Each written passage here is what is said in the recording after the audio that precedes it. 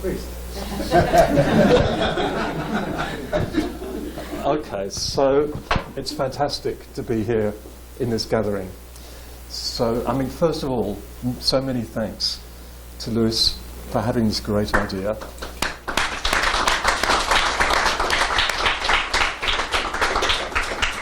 And to all the people, I'm sure there are many that I don't know, that have helped him in this, because these organisations take a lot of work, and no one person could do it on their own. Oh, and the people who coughed up the money as well. Thank you. Okay. So this is a unique event. So the Logicians Liberation League was founded by Bob Meyer 50 years ago, Lewis, is that right? Okay. And we've never had anything like an official gathering. It's a pretty anarchic organisation. So this is unique. I don't think we'll have another one until 100 years, and I'm looking forward to that.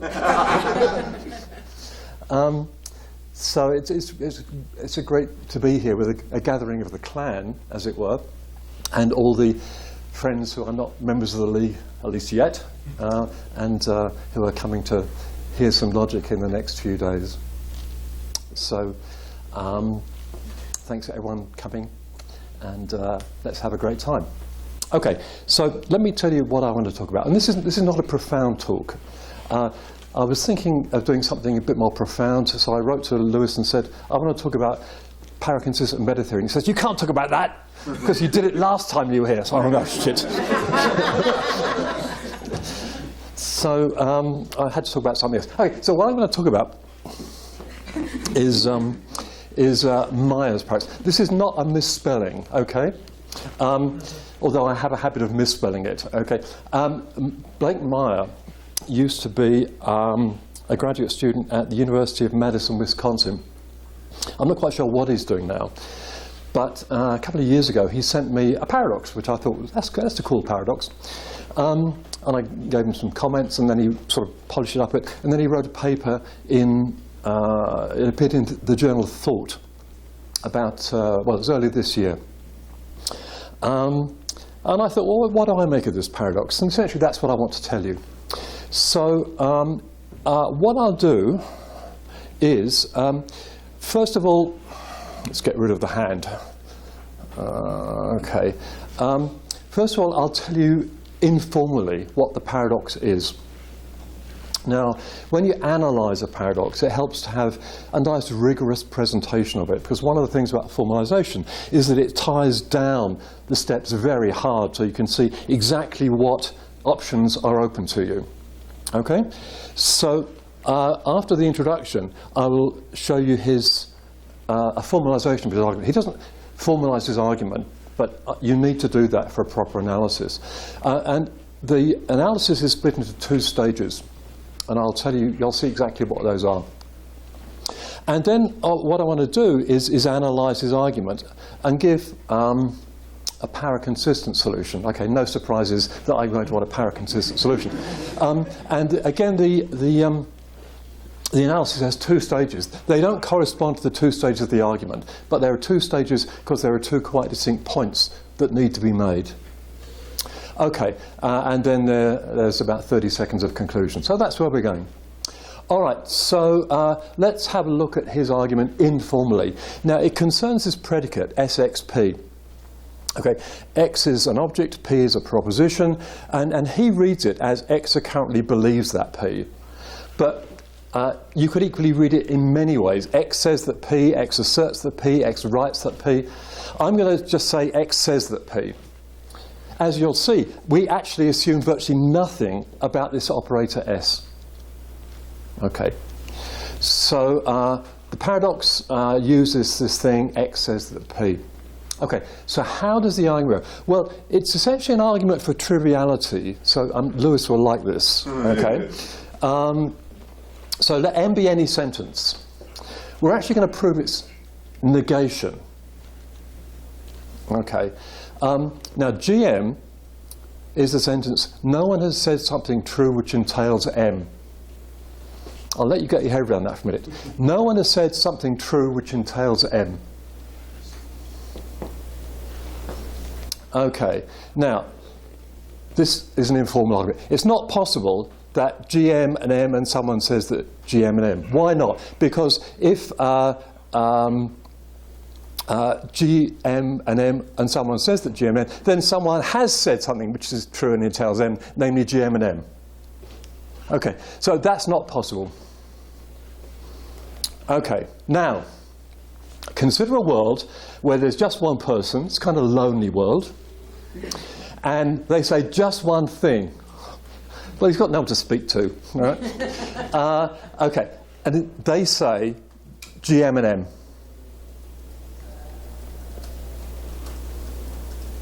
Now, GM and M is false at this world. Why? Because if it were true, they'd have said just one thing which entails M, okay? And we know that can't be true. So GM and M is false at W, but GM is true at W. Because only one person has said one thing, GM and M, and that ain't true. So they haven't said something that's no one has said something that's true that entails M. Okay, so we know that GM and M is false, but GM is true, ergo not M.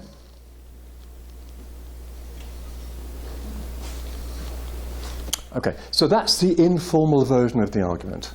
Okay? And I can see paraconsistent eyes starting to roll in the background here, but we'll get to that in due course. So this is a very nice little paradox. Let's actually see how to formalize it so we can see what moves are available to us. Okay. Perhaps I should finish that. Okay.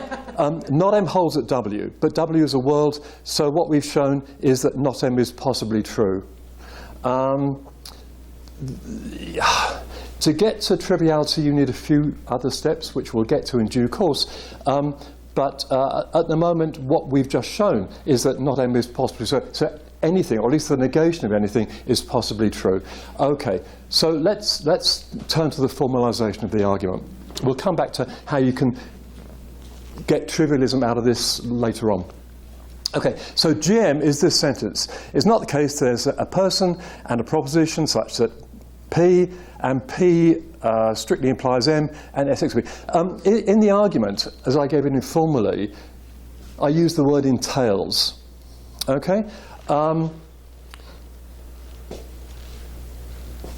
It makes it rather complicated if you start talking about entailment in the object language, okay?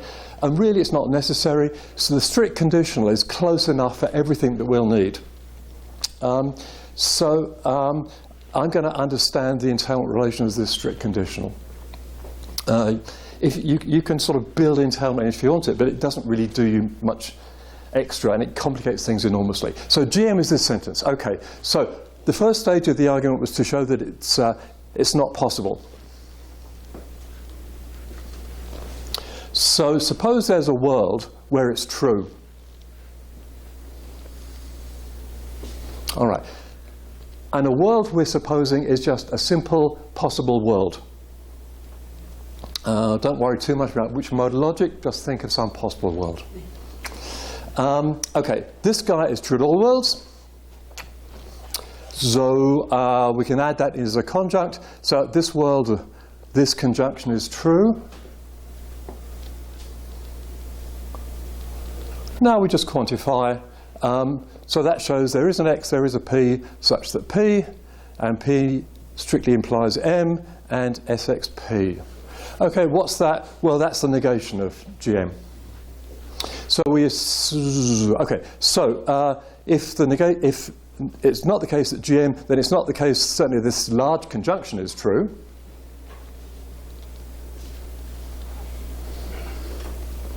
So we started by assuming this, we've inferred its negation, so at W its negation is true by excluding middle or reductio or whichever classical principle you like.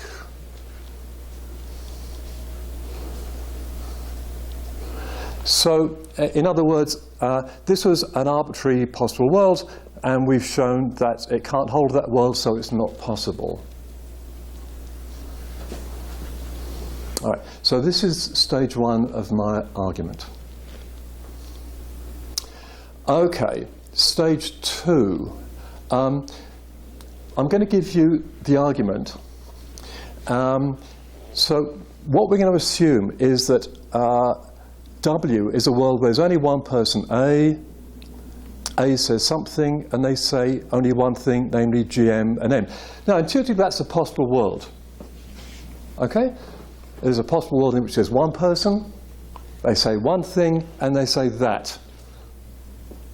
I'm not going to prove to you that's a possible world, but it seems very, very reasonable. Okay, so premise 0 is what we've just established. Premises 1, 2, and 3 just capture this idea. So A says that. Anyone who speaks is A, and anything A says is that. So those three conditions capture this idea. At the world W, there's just one person, and they say just one thing, namely that. All right, so those are the four premises. We're going to show that those entail not M. All right? So here we go. It's not the case that G and M, well, why is that? Well, because that follows from 0 and 1, right? It's not the case that the triple conjunction, but we got the third conjunct, so it can't be the first two. But GM is true. Now, that's not obvious at this point. Just take my word for it for a moment. Okay? Okay, so since it's not the case that GM and M, but GM, it's not the case that M, and that's true at this world W, so it's possible that not M. So that's the argument. I haven't shown you this yet. So let me show you that, and then we're finished with the argument. So GM is this guy, right? Let's massage that a bit. So I've driven the negation sign inwards and just traded in the negation of the conjunction from material conditional. Okay. So we need to prove this. How do we prove it? Well, there you go. Now, we can do two things at this point. I can walk you through this, or you can take my word for it. Better walk through it. No. Look, I'm easy. Okay, let's walk through it. Okay, so okay, here's one premise. Universally instantiate. Here's an assumption. Apply modus ponens to get this. And actually, if you apply the substitutive identicals from this to this, you get this. I haven't repeated this, but you know, this is an informal argument. Here's another premise: universally instantiate. Notice that this is propositional identity. This will play an important role later on, but at the moment it's just informal. So applying modus ponens, we get this guy. This is something we proved. So applying substitutive identicals this time for propositional identity, we get this. And so if it's not P, it's not the conjunction of these things. So now we discharge this premise to get this. And now we just apply universal generalization, which is this thing. Okay.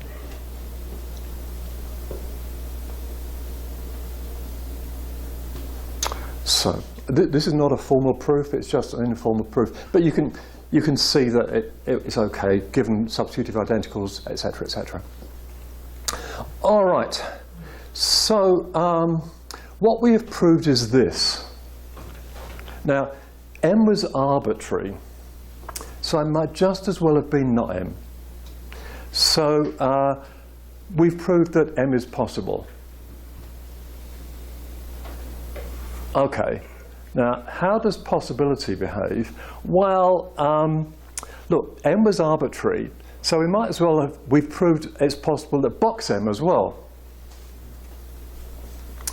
And if you're in a modal logic where the accessibility relation is symmetric, possibly box M gives you M.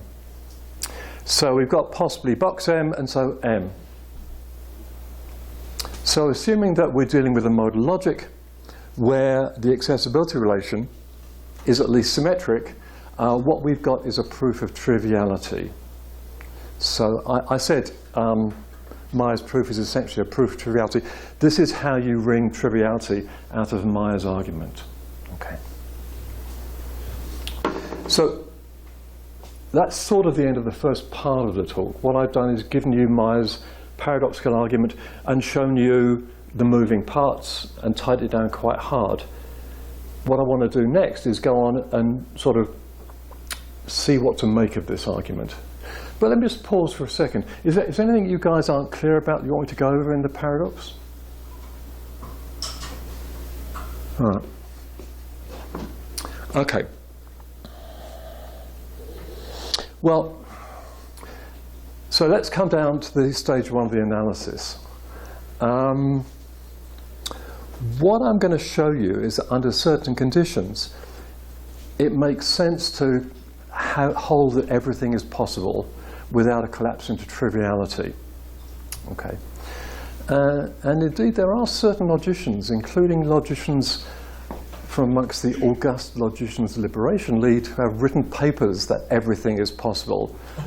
So Chris Mortensen, I wish he were here, but he ain't. So, hello, Chris. So there are certainly some philosophers and logicians who've held that everything is possible, but they weren't trivialists. Okay? And what I want to show you first is that you can have that if you want, if you're careful.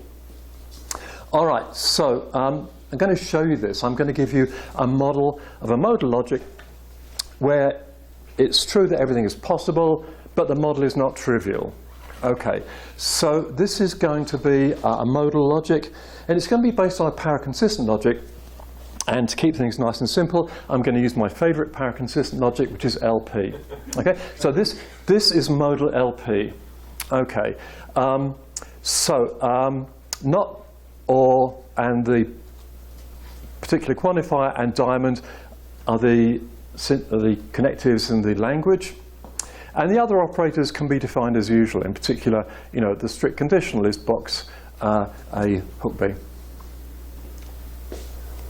And just to keep things simple, all the predicates are monadic, except one, which is the identity predicate. We're going to need that. And no function symbols. Function symbols aren't playing any role in this argument. You can add all the other junk as well, but it's not playing any role, so I thought I'd get rid of it. Okay, so that's the language. Interpretation. So an interpretation is a structure like that. And let's just run through the components to see what they are. W is an unnamed set of worlds. Most of this will be familiar to you, okay? Actuality is one of the worlds. Now, when you set up modal logic, you can do it with or without an actual world. Most times it doesn't make much difference. For my purposes, I want to have a designated world. I'll point out why in a minute. So we're going to have one world which is the base world. And validity is going to be defined as truth preservation at the base world of all interpretations. Okay, so R is a binary relation on W, and at the moment I'm putting no constraints on it. We'll come back to constraints on it later. D is a non-empty domain of quantification. For every constant C, its denotation is in whoa. That should be W, pardon. Every constant denotes a member of the domain. Sorry about the typo. If you've got a monadic predicate P, it has its denotation is a pair, its extension, and its anti-extension. So the extension, anti-extension are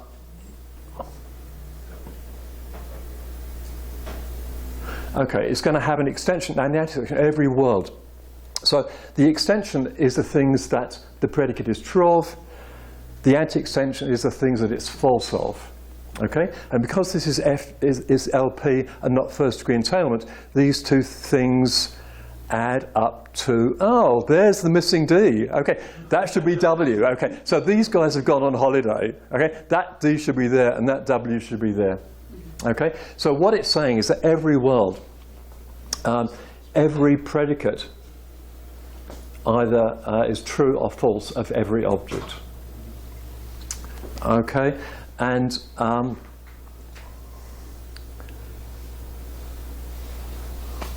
sorry, why should that be W? That's just going to be the set of objects. You're right. The world. I'm confused. So that's D. I was right first time. Yeah. Okay. Sorry. So take everything I've just said back, except the true bit. Okay. So the extension of the identity predicate is just a set of pairs, and it can change from world to world. But we're going to insist that at the actual world it does what you expect it to do. This is why I wanted an actual world, because I do want identity to behave normally, okay? And it's sufficient that it behaves normally at the actual world, okay? So at the actual world, identity really means what you think it means. Although it doesn't say what the anti-extension is at the actual world. It doesn't really matter, actually. I mean, it's an interesting fact about logic, classical logic, that the negations of identities really don't play much role. All the hard work is done by identities, not their negations. So this is sufficient. Okay, truth conditions. So an atomic sentence is true just if the denotation of the constant is in the extension of the predicate. Similarly, false, so a little plus means true, a little minus means false. Okay. Similarly, for the only binary relation you've got, which is identity,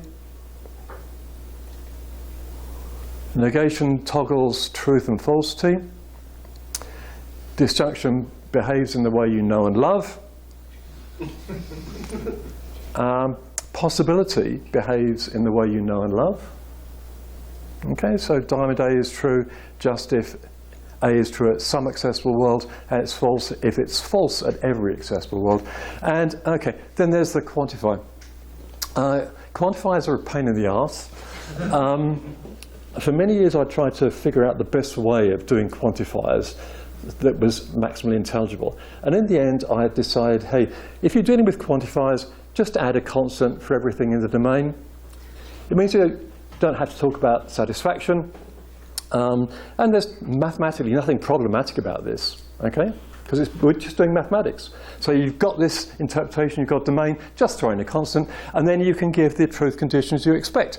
Namely, some x is A is true just if, for some object D in the domain, kd, which is one of these constants you've added which names D, when you substitute that for x, in A, it's true. I expect many of you have seen this before, so this is not news. I just flagged the fact that later on we're going to be dealing with propositional quantification, and I'm going to do exactly the same trick there. So I'm going to add constants for propositions as well as objects in the domain. But that's just a warning of what's to come. And validity. Okay, an inference is valid if, well, what this says is that it's truth-preserving at the actual world of every interpretation. So that's the semantics for modal LP. I fiddled with it a little bit because I wanted to do something with it, which is show you now that you can have a model where everything, you can have a non-trivial model where everything is possible. So how do we go? Let's suppose you've got a world Tor, such that at Tor, the extension and anti-extension of the domain are the whole thing. So P is both true and false of everything.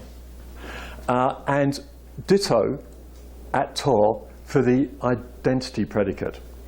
So that at Tor, everything of the form A is B is both true and false. So this is why I wanted to keep the actual world separate. Okay? So I want to be able to make identity behave as it should, but allow for a world where things go completely trivial as far as identity is concerned. All right. Then, if A is any non-modal formula, A is true at Tor. This is an exercise. This is a homework exercise. Those of you who have played with LP and stuff will be able to see this, but it's a very simple induction.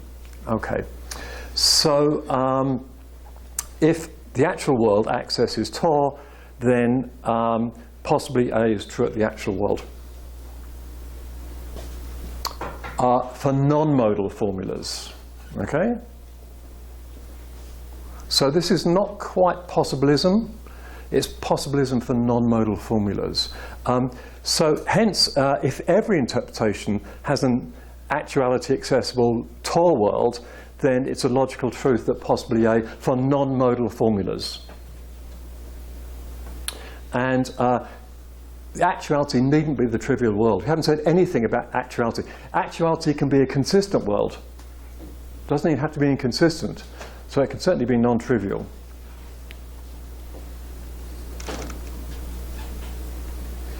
All right, so we've got non-trivial possibilism, but for non-modal formulas. Let's now ramp that up to modal formulas.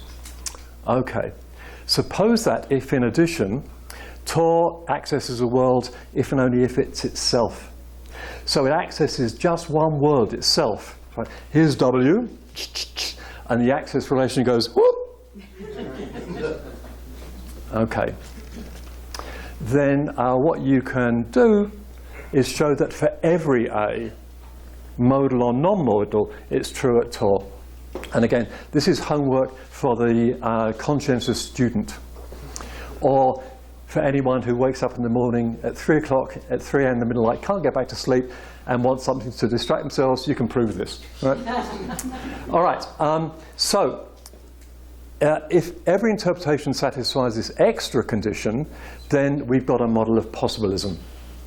Everything is possible. And again, actuality can be a consistent world. It doesn't have to be trivial. So what this is a model of something I call strong possibilism. It's not a great name, but what it shows is that it's entirely coherent as far as what I've said so far goes. That it's a logical truth that everything is possible, and that does not collapse into trivialism. So you can have Meyer's argument if you want. You can establish that everything is possible. What you can't have is that you can't have this accessibility relation which is symmetric. So you can't have S5. Notice that that's a very special condition on Tor. You can have an accessibility relation which is universal everywhere else, but this guy has got to behave aberrantly. Is the box going to be definable out of that in negation? The diamond? The box is defined in the usual way. Okay. Sorry. Yeah, so everything that wasn't on the primitive list is definable in the usual fashion. So the behavior of the accessibility relation doesn't affect the definition of box and diamond. It can be whatever you do.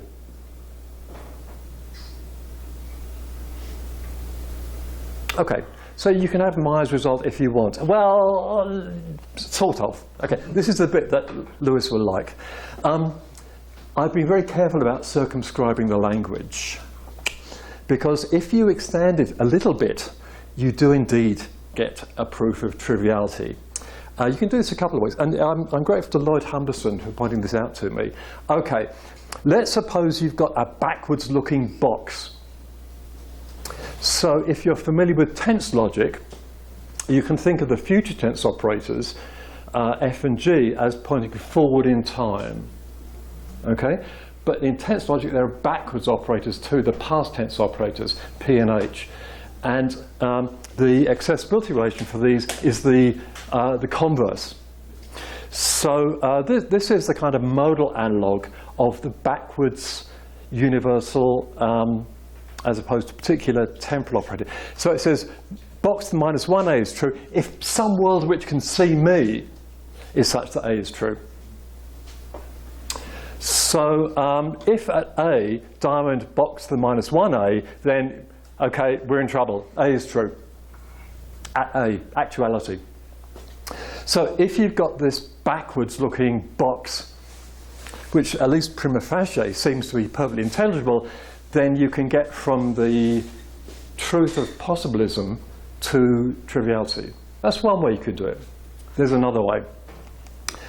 in some modal logics, there's this actuality operator, which I'm writing with an A with a little hat over the top. And the truth conditions are actuality hat A is true at world W, just if A is true at actuality. Now again, if you can prove possibly actuality hat A at A, then because of the way that actuality hat works, you can prove A at actuality. So if the language contains either of those two operators with the semantics, then the Maya argument does give you an argument for triviality, or at least it gives you an argument for triviality from strong possibilism. Everything is possible. Okay, so that's the first stage of the analysis. The bottom line of that is that you can have Maya's argument, you can have the conclusion that everything is possible without collapsing into triviality, provided you're careful enough. Okay, provided in particular your language is doesn't contain certain operators. So I think that's the first lesson of the Maya argument. I want to go on to give the second lesson in a second. Let me just pause for a second to see if anyone has any questions on this. Let's not have any philosophical discussion at the moment. Let's leave that, okay? But just questions of technical clarification, JC. I'm just puzzled. I can't remember the details. I remember, but I'm wondering how if the box and diamond are interdefinable, I'm wondering how you avoid that collapse that Greg talked about a long time ago. So does modal LP have necessitation? If so, then you've got valid not P and not P. Yeah. Just so for necessitation, I just mean turnstile A gives you turnstile box. Now in LP we have turnstile negation contradiction. Say again? You've got turnstile negation on the right, parenthesis A and not A. Okay, so by necessitation you get box, yeah. So by interdefinability you get, yeah. So now you've already got possible P for all P, hence you've got it for A and not A, but then you've got a contradiction at the actual world, namely not diamond and diamond.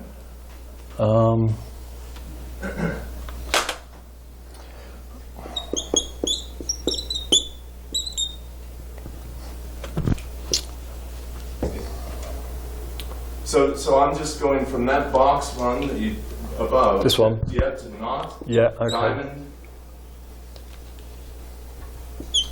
Not. Yeah, and then I'm collapsing the double negations. And then, yeah, and you've shown us that diamond P for all P, hence diamond A, yeah, exactly. So you've got a contradiction. Yeah. Okay, you don't get that. Okay. Because you get that if, so remember that logical truth is truth at actuality at all worlds, not truth at all worlds. So the fact that something holds at all worlds, something holds at actuality at every world is not going to give you a box. Okay. Got it. Thank you. Yeah. Right. Okay. Any other just questions of that kind? All right. So, back there. Tom. I'm assuming that the LP fish hook is not going to enjoy detachment. Your assumption is entirely correct. If you want such machinery, you have to add it. But it seems to play little role in the argument anyway. Okay, so there is a question of how you could extend any of this junk with a detachable conditional and extend the results. Point. That's a fair point. All right, any other questions? Okay, so the thought is that you can have possibilism without triviality if you play your cards right. But let's now move to the second stage of the analysis, which is that there's something wrong with the argument anyway, unfortunately, if you subscribe to a paraconsistent logic. So that's what I want to show in the second stage of the analysis, which is the last part of the talk. Now, notice that the language we've been using so far doesn't contain propositional quantifiers, it doesn't contain propositional identity, and doesn't contain this predicate S. So I'm going to have to extend the language with these guys to formulate that part of the argument. Okay, so let's add those things to the language. Now I need to extend the semantics to deliver semantics for those things. Okay, so the semantics are exactly as before, except I've had to add this guy because we're dealing with propositional quantification, and propositional quantifiers quantify over propositions. Okay, what's a proposition? Well, a proposition in classical logic, you can think of a proposition as a set of worlds. Okay. Now we're playing truth and falsity even-handedly. It's got to be a pair of worlds. So a proposition is a set X, Y, where X and Y are sets of worlds, and they're union up to W. So every proposition is going to be either true or false at a world because of this constraint here. So you can think of X as the worlds where the proposition is true, Y the worlds where the proposition is false, just as in classical propositional logic. Okay, we need an extension for S, and the extension for S is going to be a pair, the first which is an object and the second of which is a proposition. Okay, because remember, that says X says that P, so its extension has got to be an object and a proposition. Okay, but again we need to ensure excluded middle, because this is LP, so we need this constraint to be satisfied. When you union these guys up, you get every possible pair.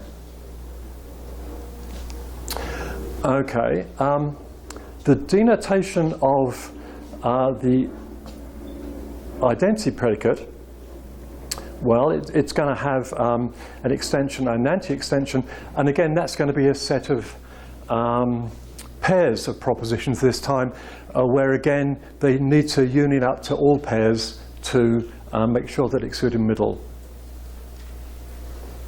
holds. Okay, and to make sure that the substitutivity holds for propositional identity, we need this constraint at the actual world. Okay, so this is exactly the same as we did for first order identity, except that we're now doing it for the propositions and propositional identity. Okay, so we now need to give the truth conditions and the falsity conditions for this new machinery. And that adds a bit of complication, because to do that we need to know that formulas are going to have to have a denotation, right? Intuitively, formulas denote propositions. So I'm going to have to define this guy here, the denotation of a formula, and it's going to be a proposition. How do we do it? Well, okay, it's what you'd expect.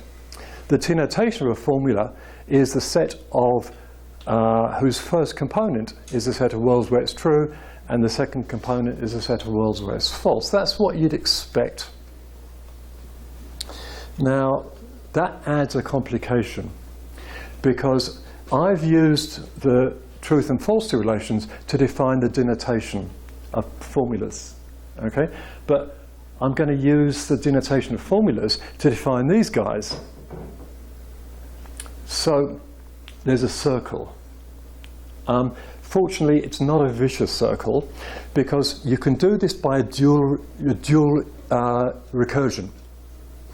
I won't go through the details at the moment, but you can set things up in such a way that it goes in stages, and at stage 0 you only need to know the truth values of formulas. You can then define the denotations of formulas at the next level up, and so it keeps going up. So although there's this circularity here, it's a perfectly legitimate double recursion. Okay, so bit of notation. If the denotation of A is xy, I'm going to write the two components as the positive and the negative extension of A. The extension, the anti-extension. All right, so with that understanding, here are the truth and falsity conditions for the new machinery. Okay, so this is what you'd expect, right? So this is true just if the pair comprising the denotation of little a and the denotation of big A is in the extension of S. Similarly for this. Similarly for identity. These are the ones you'd... let's do this one first. Okay. Now, remember I told you that we're going to be having propositional quantifiers. When we dealt with first order quantifiers, I threw in a constant to name each object in the domain. I'm going to do exactly the same here. So for every proposition V, I'm going to throw in a constant, kV, and intuitively kV is going to refer to V. Okay? So it says kV holds is true at W just if W is in the extension of that proposition, and similarly falsity. So you're probably not used to seeing this kind of thing, but you've seen it for first order quantifiers anyway. And then this is exactly what you'd expect to get. Some P, there's some P such that A is true just if for some proposition, when you substitute its name for P in A, then the result is true, and symmetrically for falsity. All right, so those are the extended language, the extended truth conditions and falsity conditions. Now let's come back to the argument. Remember, the point of extending the language was to give you a language in which you can express the argument so you can diagnose what might go wrong with it. Okay, so this is a reminder. So these were the 4 premises of the triviality argument, or at least the argument for the possibility of triviality. So this was the thing we proved quite generally, and then these were the particular conditions about someone saying something. Okay, so this one's easy to deal with. In any interpretation of the kind I've just said, this is going to be true. Why? Well, okay, this was the argument at stage 1. Right? We started by assuming that this holds, we deduced that this holds, and so we inferred by excluding middle, doesn't work without it, this holds. And if you think about it, all this works. Okay? We're just using some very simple properties of conjunction and negation. So this argument is valid in LP. Right? So, that deals with this guy. It's going to hold in every interpretation. This takes more work. So let's do the more work. Okay, I'm going to give you an interpretation which makes those premises true and the conclusion not true. So let me remind you what those premises are. Okay, S says that the only person that says anything is A, and the only thing that A says is that. Okay, so let's have those conditions. So the denotation of the constant A is going to be this object in the domain, D. The extension of S is just D and V. So V is the one proposition that D says. Okay, we're going to insist that at the world W, particular world W, V is both true and false. So at that world, V is W, that world is in the extension and the extension, anti-extension of V. That's all we're assuming about V. And M is some formula which is just true at every world. So let's help ourselves to some formula, say PB, and make it just true at every world. True and not false. And I'm going to assume that S and first order identity and propositional identity behave classically at all worlds. Okay. Now, first of all, GM is false at this world W. That's not too difficult to see, because we want to show that GM is false, so we've got to show its negation, and that's this guy. Okay, well, when X is D and P is V, we got this. Okay, so P we know is true at D. This is always true because M is true everywhere, and this is true because, well, when X is D and V is P, this is true. So that's the case just by a particular quantification, and so that's shown what we want to. So G of M is true at world W.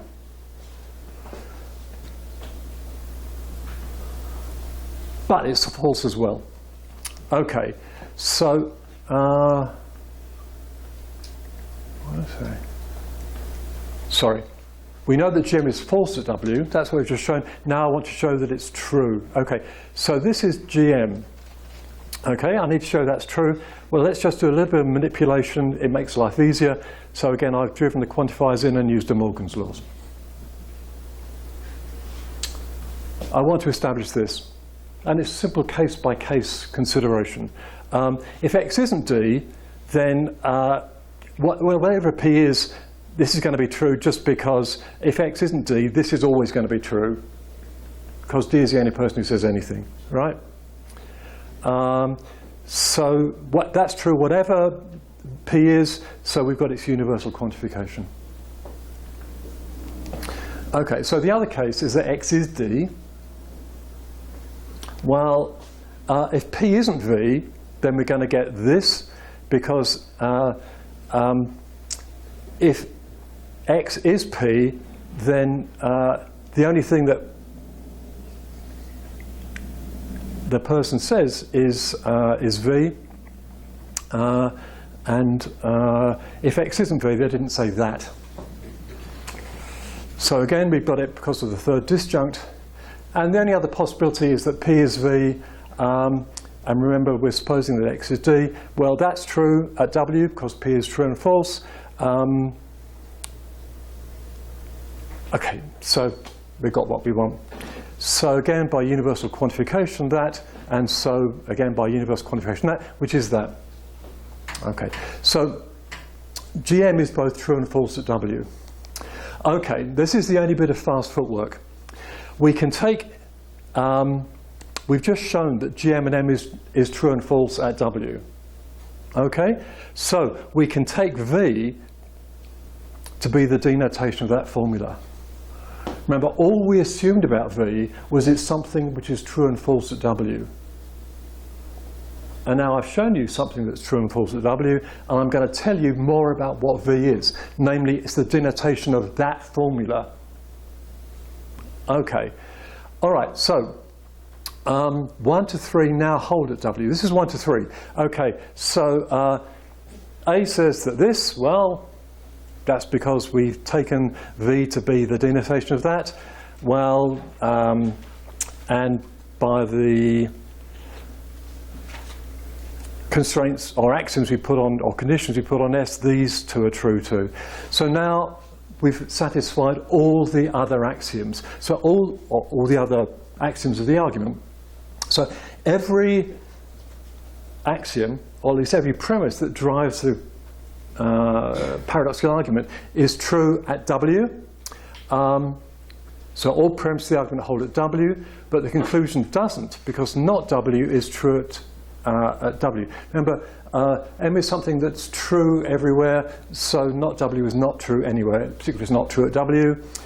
So we know the argument fails. And where does the argument fail? Well, some of you, I'm sure, wanted to point this out right at the beginning. It uses the disjunctive syllogism to infer not M from GM and that. Okay, it's the conjunctive form of the disjunctive syllogism, but it's the disjunctive syllogism. That's an invalid argument, and indeed, at W, both premises are true and the conclusion isn't. So, if you subscribe to a paraconsistent logic, such as LP, then the argument is invalid, the premises hold, the conclusion does not, and what's gone wrong is precisely that you've used the disjunctive syllogism at a crucial step of the argument. Okay, so that's the end. Let me just summarize where we've been. So we've been dealing with Meyer's argument. If the logic of the world is LP, then one may accept the conclusion, provided, well, with the provisos. Box is not S5, you can't have that, and you can't have box to the -1, you can't have the actuality operator. You can't have necessitation, period, either. Yeah. Yeah. So you can have it, provided you haven't got those things. And notice this is not dilethism, because the actual world may be entirely consistent. The point was to show you can have possibilism without triviality. In fact, you can have possibilism without even inconsistency, because that some possible world makes everything true doesn't make everything true at the actual world without some bleed-back mechanism, like the ones that the extra operators give you, or the one that JC mentioned. Okay, so you can have possibilism if you want, at least under those conditions. But the argument's invalid anyway, at least if you think that something like LP is the correct logic. Thank you. LP like apparatus for the second half. Am I getting you right? I'm just clarifying my understanding. Well, it doesn't seem like the NP machinery was really essential to the first half. well, You just said it's- except that you've got to have this Tor world, okay? Yeah. And you've got to arrange for everything to be true at the Tor world. Yes. Okay, if you stick to classical interpretations, you ain't going to get that. So you need at least the Tor world to behave LP-ishly.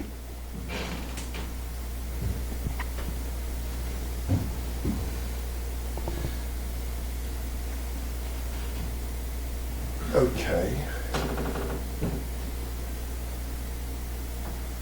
But if the actual world is going to be consistent, as you say, it's possible, then the validity is defined as truth preservation there. So all the basic vocabularies will be classical, right? So in that sense, it seems like it's a classical logic-based Yeah, well, look, yeah, stuff. yeah, that's true. It's classical logic, but because you're dealing with an impossible world, modality is going to behave slightly oddly. I mean, that's the stuff about necessitation. Right. It's like your Fortran being, basically, where you don't have to commit yourself to Yeah. LP-like setup. But Yeah. you can have some of these open worlds and anarchic Yeah. stuff.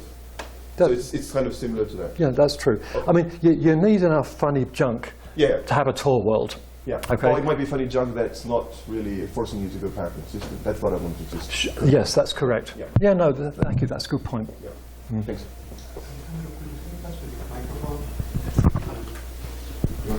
Oh, for JC first. Oh, well, just Zach asked a question. Just Well, can I just follow up on Toshi's question? Sure.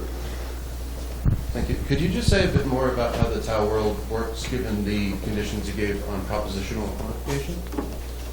So could you go back to the slide? Oh. Could you go back to the slide about Yeah, okay. propositional quantifiers? There were no propositional quantifiers in the first analysis. Yes. Okay. Now, the question you're hinting at is, can you extend that Tor world when you add the extra junk. And in particular, the identity predicates. Yes, this is good. A good question. I didn't answer that question.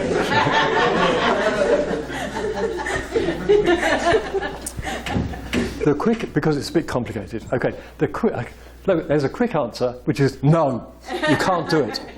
There's a more complicated answer, which is yes. Okay. So, if you've got propositional quantifiers, and if the quantifiers range over all possible propositions, they're stuffed. Okay? Because then some things are going to have only classical values. Some things with containing propositional quantifiers are going to have only classical values. So you can't do the trick of making everything true and false. That's the no answer. The yes answer is there are ways around this. And what you've got to do is this. As you know, in modal logic, there are constant domain semantics and variable domain semantics. All the semantics I've given, both for the first order quantifiers and for the propositional quantifiers, are constant domain. Okay. What you've got to do, if you want to push that non-triviality result forward, is actually go for a variable domain propositional logic. Okay? That way, what propositions there are as a domain can vary, what propositions there are to the world can vary from world to world. And then, if you suppose that at the Tor world there's only one proposition, which is both true and false, then you've got what you want. Okay? But you've got to do that. Otherwise, you're not going to be able to make everything true and false once the propositional quantifiers are thrown in. So you can do it, but you have to move from a constant domain to a variable domain propositional quantifier logic. And the Tau world can only have one proposition. Well, it can have more.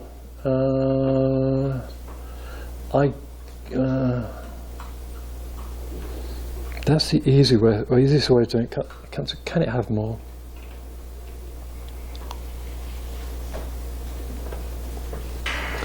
Yeah, look, I think it can have more, but everyone has got to be both true and false there.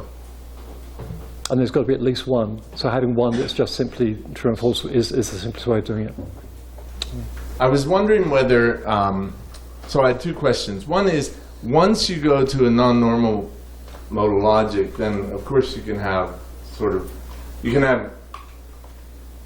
the actual world being entirely classical, as you said, and you can have a trivial world, and that trivial world's access. So you get possibilism on the cheap. But I guess what you wanted to do was not show that you can have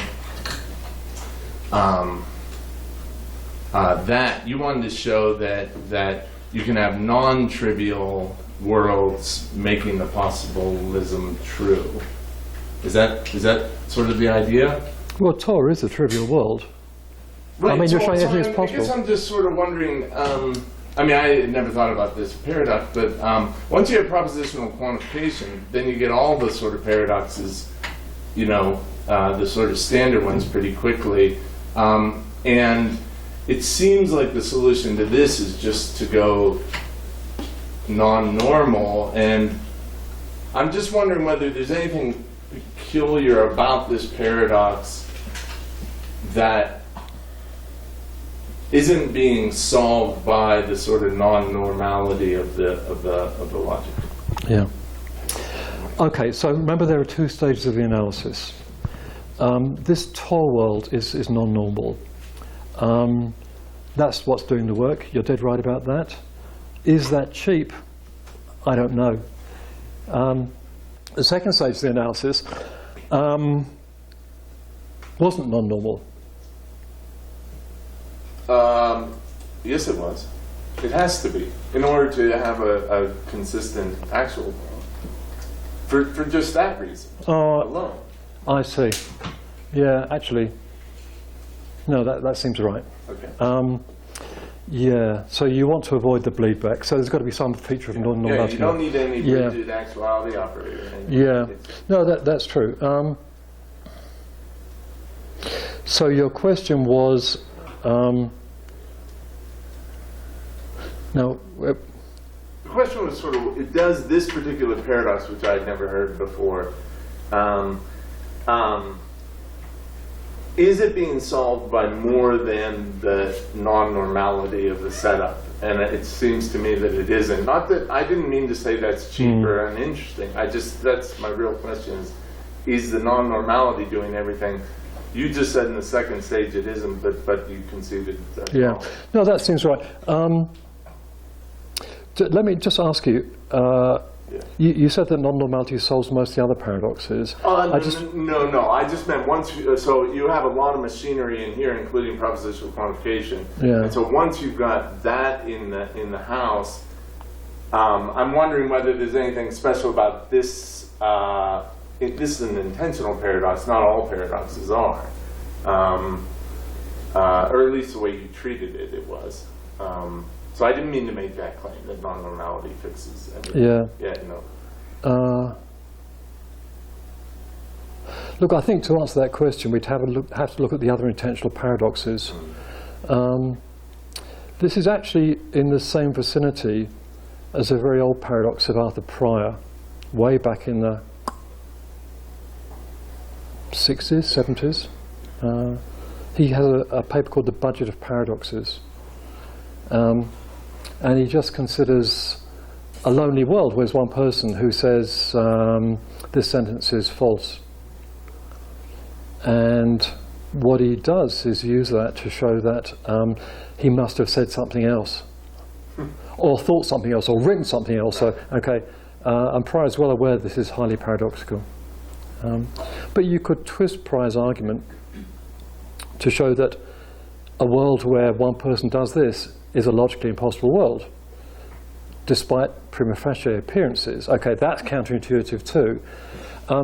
But we're in the same ballpark as Pryor's argument. What Meyer has done is, by sort of interpolating an arbitrary proposition into the argument, turn the Pryor argument into an argument for triviality. So we're certainly in the same ballpark as other paradoxes of intentionality, but there are lots of them. And I'm not quick enough to think whether non-normality is going to provide a solution to all of them. I suspect not, but without working through them, I'm agnostic. Good, thanks. Okay, I don't know whether this works. It's only for the video. It's only for the video, Heinrich. It's on. Yeah. Not possible. I mean, you argue that one can block the paradox by rejecting disjunctive syllogism. So that's fine. But then I was puzzled when you presented the proof of GM. So this proof tree. Could you maybe go back to this one? Okay, good. Because Yes, okay, I think I know where we're going. But the PowerPoint presentation doesn't. doesn't matter. So there was this proof tree and Okay. various instances of substitutivity of Yeah. identity. And you have this paper on non-transitive identity, where you argue that identity is not transitive, therefore substitutivity fails. You suggest to define identity as Leibniz identity in second order LP. You could define propositional identity as Leibniz identity in third order LP, I guess. So would you not already want to block the argument at that stage where one is making use where one is making use of substitutivity of identity? Okay, so when I gave this, I assume we're using classical logic. And there are two places where that's crucial. The first is we've used disjunctive syllogism there. The second is we've used substitutivity there and there. Okay.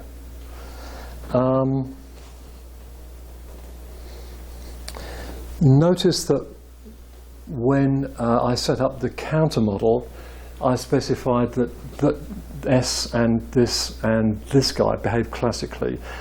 So this argument will be valid, but it will be truth preserving. Now what you're pointing out is there's another way of invalidating this argument, which is by making either S or one of these identity predicates non-classical. And that's true. So what do I think of that? Well, let's take those one by one. First of all, you could make these identity predicates non-classical in such a way that substitutivity fails. And as you pointed out, that's something I do in 1. You could do that if you like. The cost would have to be importing very strong metaphysical presuppositions. But I thought that you would like to do it because you are advocating this non-transitive notion of identity. Yeah, but only in certain contexts. So, I mean, in 1, there's a discussion of non-transitive identity which gets applied to talk about the metaphysics of unity. And if you think there's something about the metaphysics of unity going on here, it will be a very natural move. I don't. So my inclination is not to apply a technique which I mean, as one explains,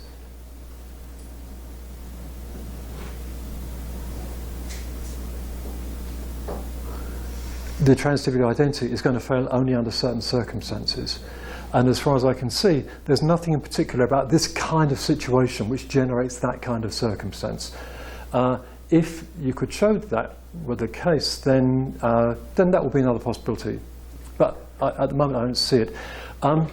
This one is more, I think, more interesting because but what this is assuming is that the S operator behaves classically. So there is another possible solution here.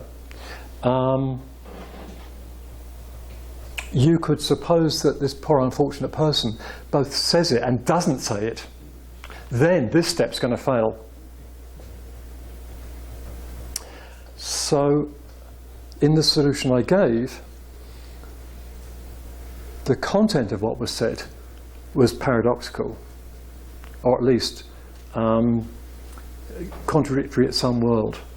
Here, we're supposing that the saying is actually contradictory at a world.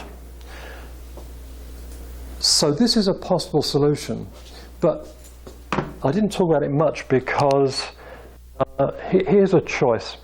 Which seems more plausible, that the content of what is said is paradoxical, or that the saying is itself paradoxical?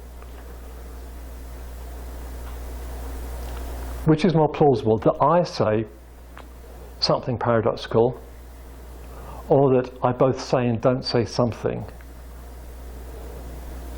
Now, I think it seems to me that the first thing is much more plausible than the second. So, yep, there's a possible solution here. You might say the same about the prior paradoxes as well. But I prefer to go this way just because I think it's more plausible that the content of something that's said is paradoxical than the actual saying is paradoxical. But it's a possible maneuver, you're right.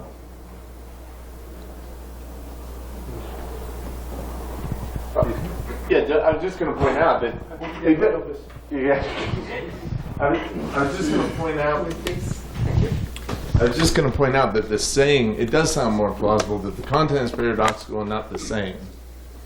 But of course, you don't need the saying to be paradoxical. You can just say, when the content is paradoxical, the saying itself winds up being contradictory. I don't know any plausible argument for that, but you don't have to have the saying itself be paradoxical. And that's where, when you were saying which is more plausible, you're right. But you don't need that. You don't need the one to be paradoxical. You can have the, sorry. All you need for Heinrich's solution is SXP being. I didn't suggest a solution. Yeah, Heinrich von Sing believes that the best solution to the. Don't tell me what I believe. I'm kidding. I wondered about the use of substitutivity. Yeah. Okay, for the record, he does not believe that.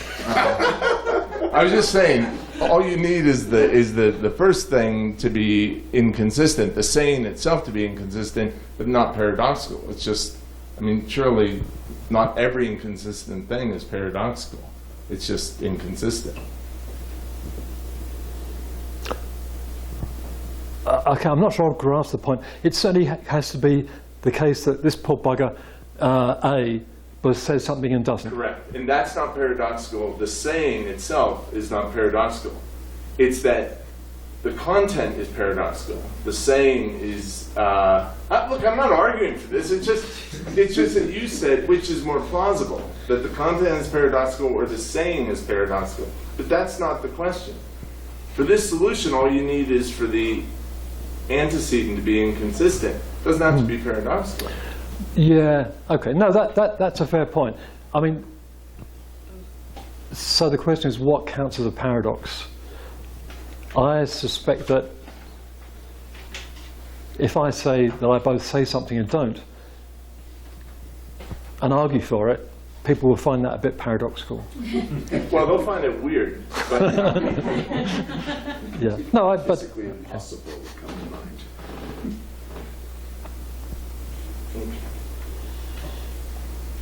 without some mechanism of parameterization, that's.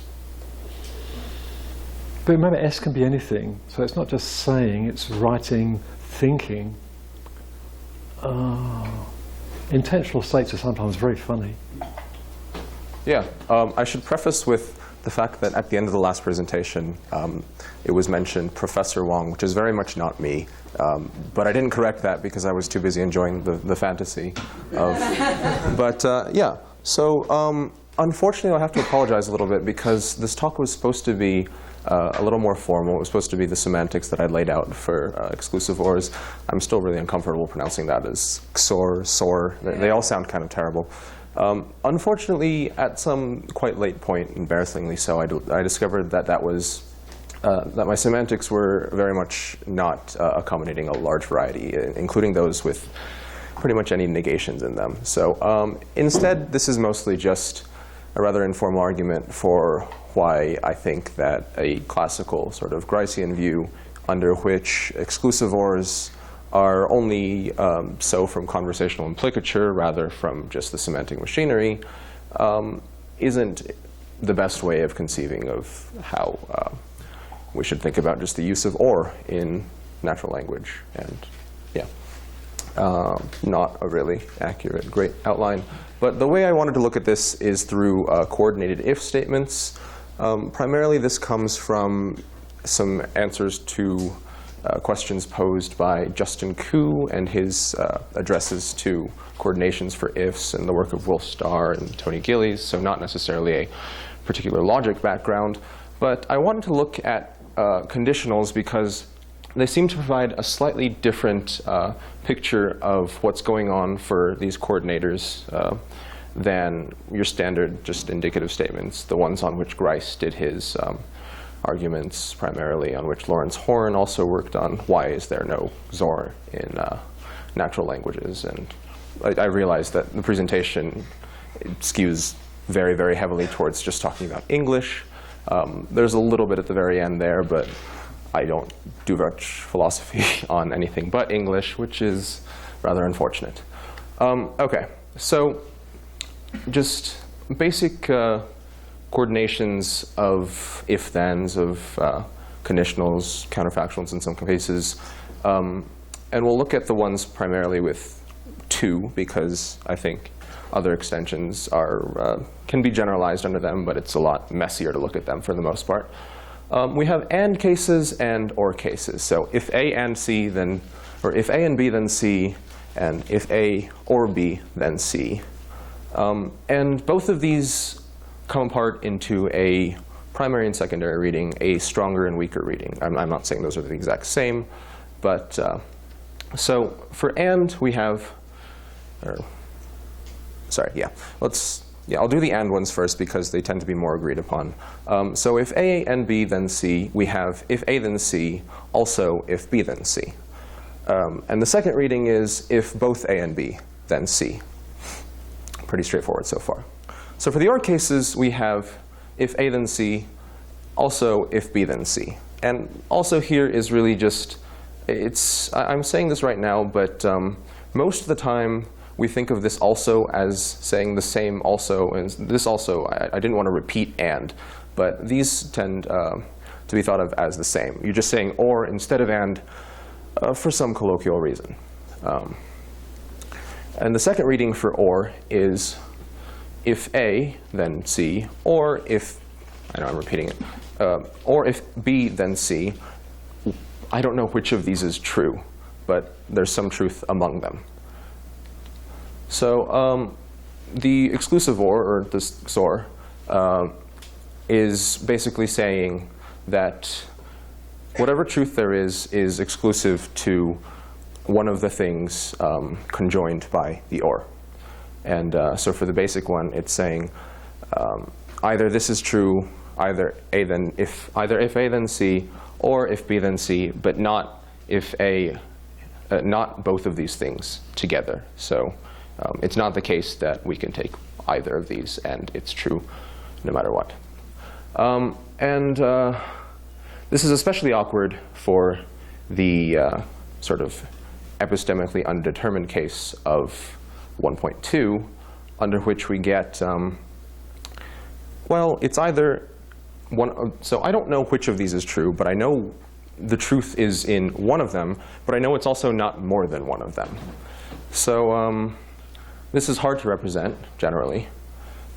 It's kind of, but, sorry.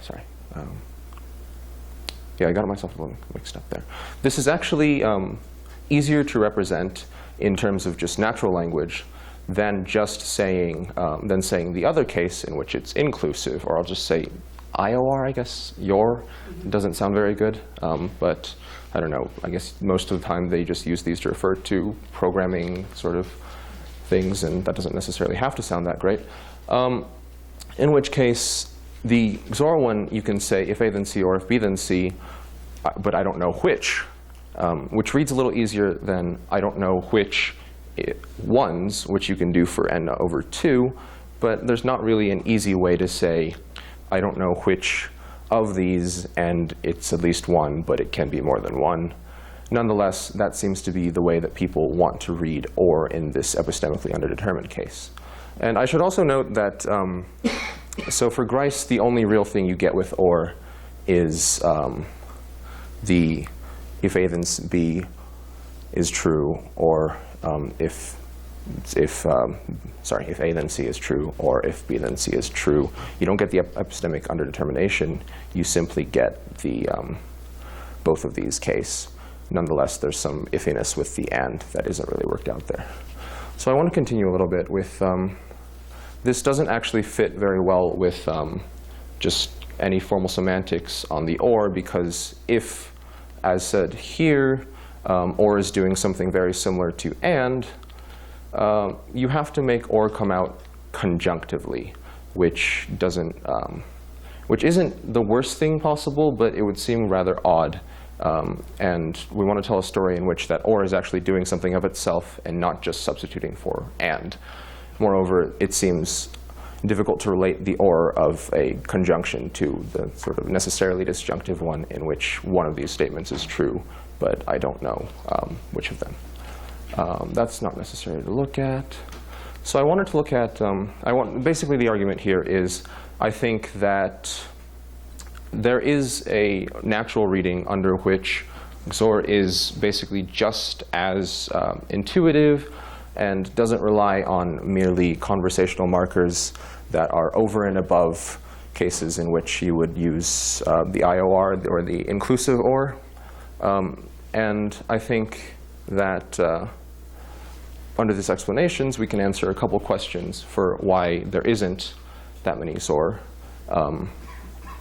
In the first instance is why would there be rare exclusivity? This is just like, so is there something about the way we consider conditionals and conditions of the world such that there are fewer ones that are exclusive? Or why is it perhaps more epistemically weighty? Why would we need to explain more about what we're doing when we're using XOR, or exactly the case in which XOR is more natural or more conversationally implied, perhaps? Okay, so I think that primarily for thinking of a lot of conditionals we use in just natural language, there are various different kinds of thresholds of satisfaction under which the truth comes out and continues in one direction. And just the very basic way of thinking about this is closure for success or failure under certain varieties of, I think games was the easiest way to conceive of these. The coins example is somewhat inspired by something from Q, but basically this one is, a jar is full of 3 distinct types of coins, 10 gold ones, 20 silver ones, and 70 copper ones. You draw a couple coins from the jar at random, and you're told, and in fact you just believe, that if you draw a gold or silver coin, you'll win. So under this example, I think that you'll win is doing most of the work here in terms of determining what sort of inclusivity or exclusivity to which you're reading this or. And I think this is primarily because of just a common conception of what it means to win at a game of this type, as opposed to something like this example in which we have a threshold that we can violate downwards and achieve the sort of consequent, whereas we can't do it upwards. So late at night, I sneak downstairs for a bite to eat, careful not to disturb my dozing dog. And I know that if I eat cookies or chips, she'll stay asleep. And so staying asleep, it appeals to a sort of knowledge we have about what it means for a dog to stay asleep, what it means, what exactly it is about the cookies or chips that'll let her stay asleep. And here it is such that, well, this can come out as true, and we can get the consequent clause. So we know that we get this consequent even if nothing is done. But we also know that if one of these is, one of the antecedent things is cashed out, then perhaps she'll stay asleep. But I'm less likely to believe on this example than perhaps on one in which drawing certain coins wins you something, primarily because it seems like once you get past winning, there's not, the games don't work in such a way that you lose again. On this type of example, what you're trying to appeal to is staying below a sort of threshold. And I think this you can explain this even a little better once you start looking at varieties of other positive and negative thresholds of commitment. Primarily ones that are really qualitative because you are being, or sorry, I should say quantitative. That's awkward. That's the one time I say that word and it's the wrong one. The exact opposite one. So if you have the example that if you get fries or chips, very American thing to say, you'll have to pay $1 extra. And paying $1 extra is something that we know is, it's if you go over paying $1 extra or go under paying $1 extra in terms of how many times this consequent can be cashed out in itself, what you have is something that very much is not paying $1 extra anymore. You don't have this C anymore. So we take listeners to get from this not only that if I get fries, I'll have to pay $1 extra, or if I get chips, I'll have to pay $1 extra, which are the two sort of primary end readings. But you also get that there is not really knowledge that, this should say that it is not the case that if I get fries and chips, I know that I'll have to pay $1, or it's not the case that I know that if I get fries and chips that I'll have to pay $1 extra. And moreover, these are just other things you get just from the implicature. But this doesn't really let us go past a sort of Gricean argument either. This is a little bit more awkward. I think that I was trying to get to a way in which we can suggest that XOR isn't just prominent in terms of the and-like reading or the conjunction-like reading, but also in the epistemically underdetermined reading, primarily because it seems that we can explain the epistemic underdetermination in like and how it somehow is placed together with how not knowing which of some things could be the true conditional can be placed together with knowing the fact that there is a single way, or there is some n number of ways.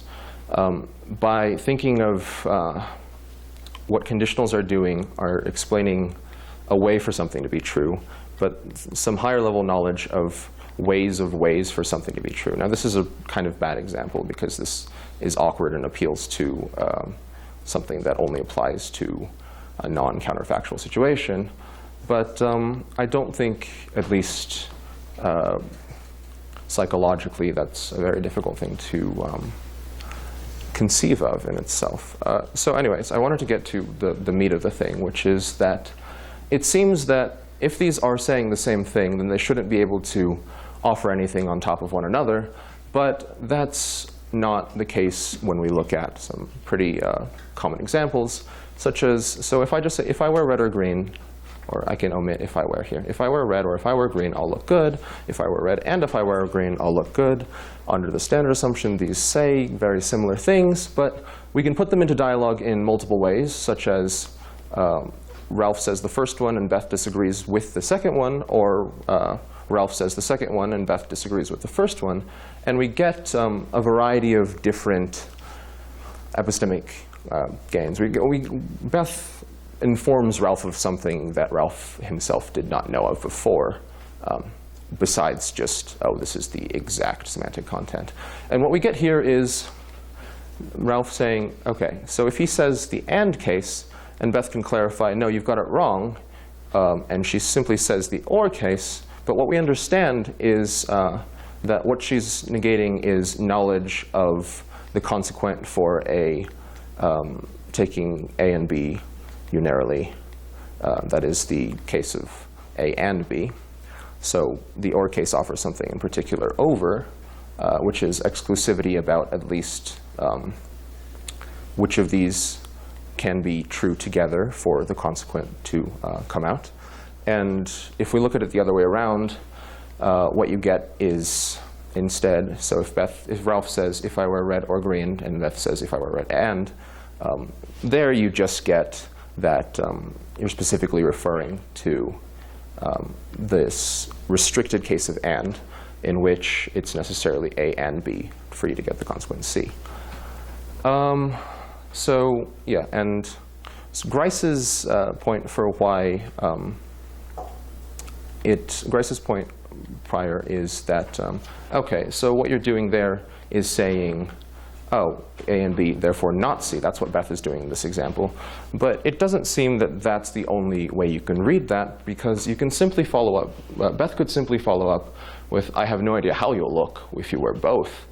And that doesn't seem contradictory to anything in here, but rather it's just a further clarification that there is not this knowledge of whatever happens from A and B. Another quasi Gricean point about why XOR is simply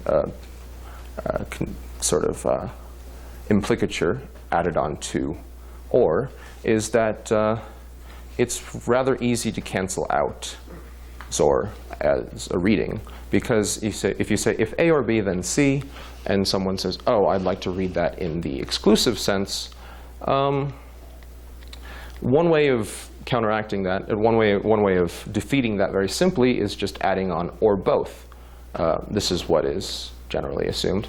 But or both doesn't necessarily take any form in which both means A or B inclusively, but rather I think what you're doing here is simply saying both is another antecedent condition, and all you're doing with saying both is saying, okay, well, this is a Z instead, and this is simply, this is exclusive between A or B or Z. So I don't think cancellation works out very well against it. So a lot of slides are gone, but that's kind of odd. Anyways, basically the gist of this is I'd want to suggest that conditionals, especially ones that have counterfactual suggestions, give us a little more flexibility to think about what's happening in OR cases, or basically just the breadth of conjunctions and disjunctions and coordinations in terms of sentences, than just taking standard indicatives like Mary is tall or old, or Mary is tall and old, and something like that. Because it's sensible that we could know something about mechanisms for why something is true, or it's sensible that people say things in conditions because they want to reference something about why something is true, truth makers, without beyond what is generally just considered in indicative situations. I have an IOU for the formal semantic machinery here, which is supposed to be some sort of hyperintentional thing that randomly fell apart at the end, which is rather frustrating. But obviously, one of the problems here is with just generally expression through first-order logic. So I don't think that if we take this challenge to Gricean thought seriously, we are able to use this first-order machinery in the same way that we would be able to if only the only semantically actual determined ones were as Grice did for the OR. If we actually take the other ones seriously as semantically implied, then certainly they don't come out through first-order logic. And there's just hopes for further explanation for the natural languages, some of which that I've just encountered through asking people or randomly, that have the most formally, I guess, clean ways of distinctions for XOR. People take some gripes against English because if you want to apparently if you want to make an OR explicit, a XOR explicit, you would say either or.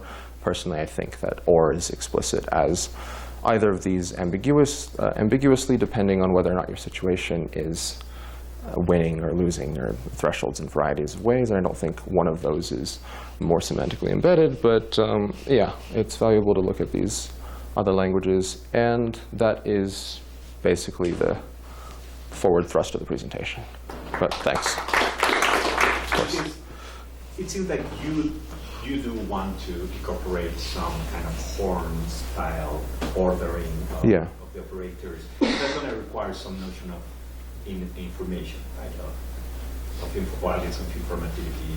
I don't know if that is just logical consequence of how you're going to get the ordering to create a horn scale. Especially if you think that the semantics is hyperintentional. Right. So the idea is, how are you going to convey, at least give us some hand waving in what direction was the hyperintentional semantics and how that fits in the kind of ordering you need for a horn scale. Yeah, I don't know if I was going exactly in the direction of making a horn scale. Sorry, could you just out of curiosity, I'm curious what you mean by this informativity in particular. In the second slide, when you talk about the Gricean scheme, you also mentioned horn. Right, yes.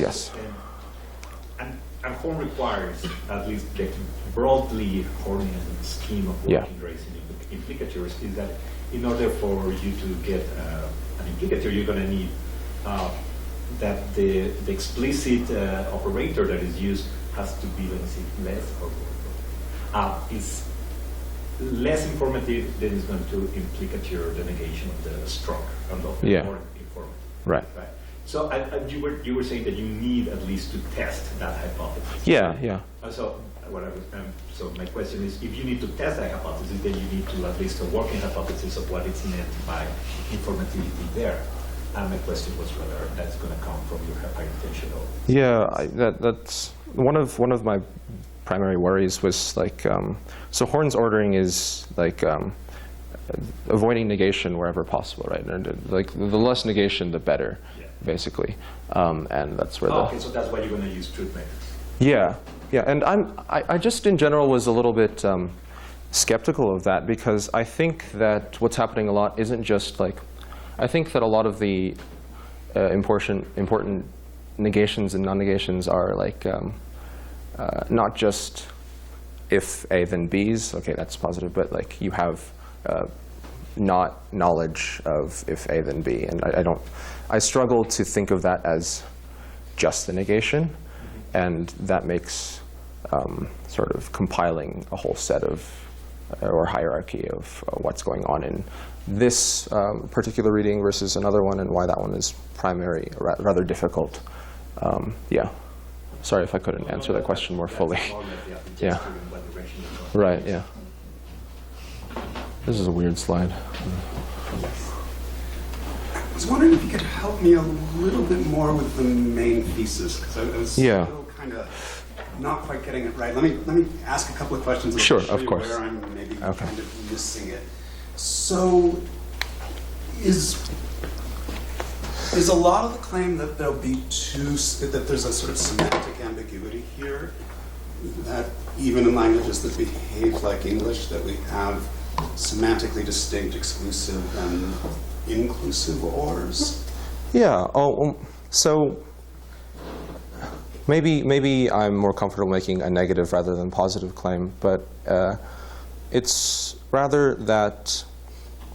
So for Grice, right, what is actually semantically conveyed by something like if A or B then C is just one of the particular readings of the, as opposed to, there's the ignorance reading and the exclusivity reading, and then there's the inclusivity and non-ignorance reading.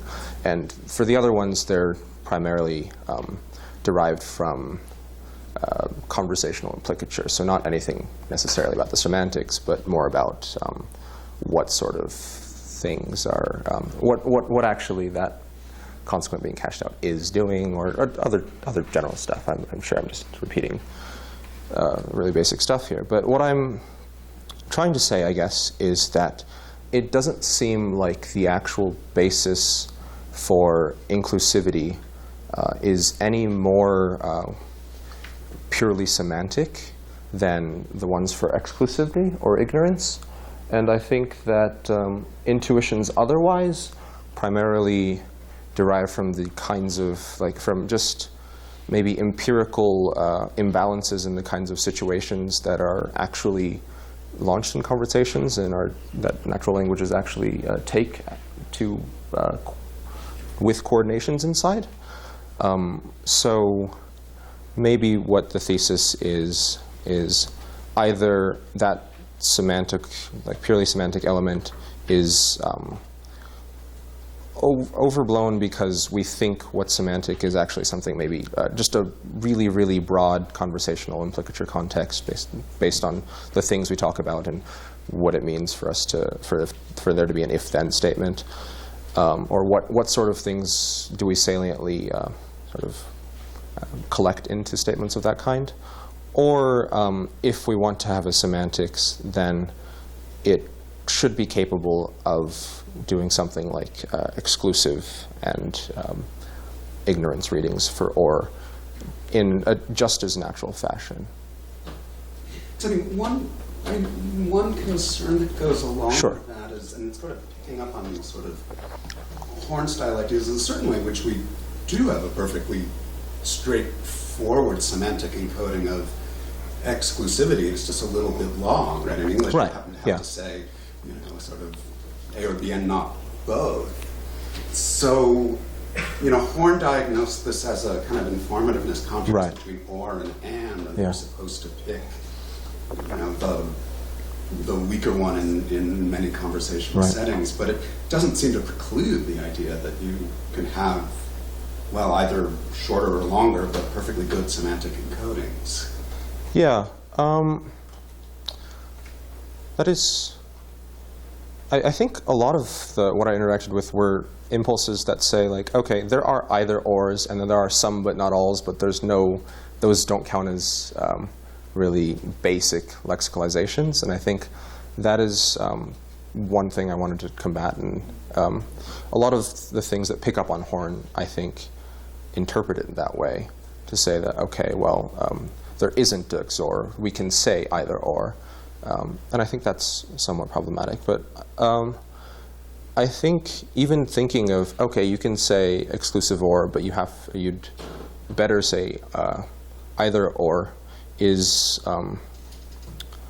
kind of odd to just look at the exclusive one like that, right? Because if we're looking at, I think, especially for inclusive cases for coordinations of two things under the ignorance reading, which is I take to be a fine way of reading if A or B then C.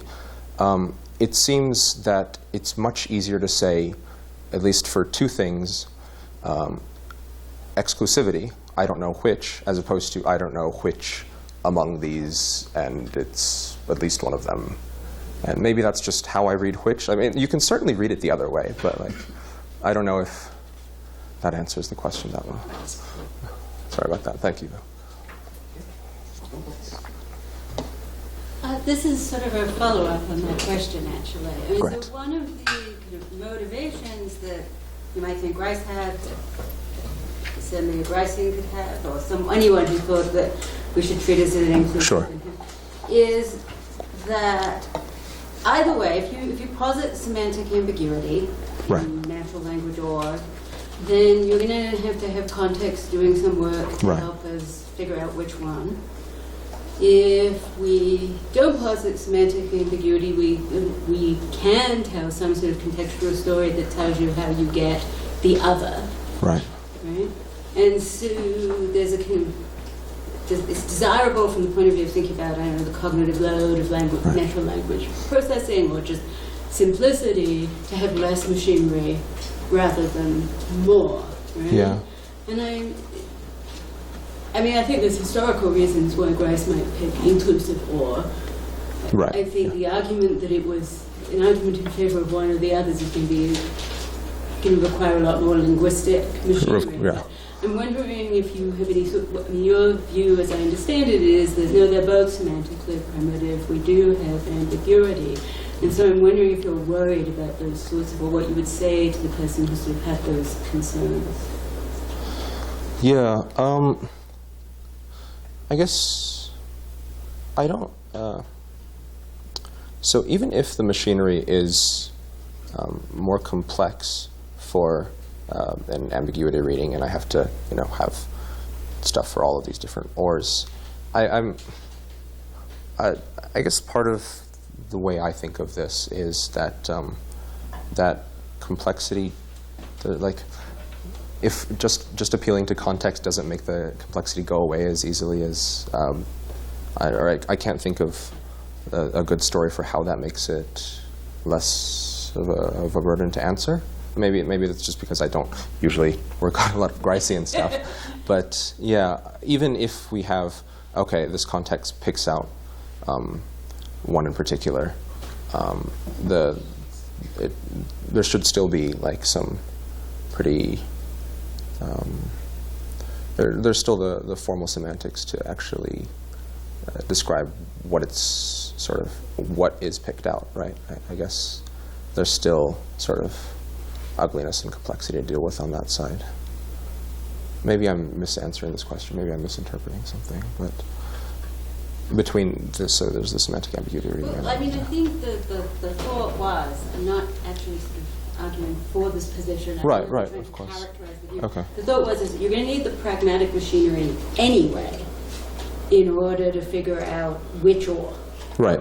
But if the pragmatic machinery can do all the work you need from one semantically encoded or, Right. then adding other semantically encoded ors adds complexity with no particular payoff, because the pragmatic machinery that you have to have in place anyway Okay. Right. is all Okay. the work that the semantics is doing. Okay. I guess in that case, I wanted the semantics to, and this is embarrassing that there's no semantics, but I wanted there to be some consistency based on what the ors are doing that are being chosen, as opposed to just like, okay, this is the pragmatic machinery does this, and this is what the exclusive or looks like, and here's what he does with the arguments, and here's the inclusive, and here's what she does. I wanted there to be some like pretty standard way in which those are two very obviously related ways of doing, admittedly quite ugly disjunction, the way I was thinking about it. But yeah, I thought that, I guess I wanted the ors to be as, I wanted there to be a story for why those were both or. And I thought that putting a lot in or like just saying, okay, the pragmatics picks these out, doesn't allow me to do that as well. Well, thank you. Any more questions? Let's see if there are other questions.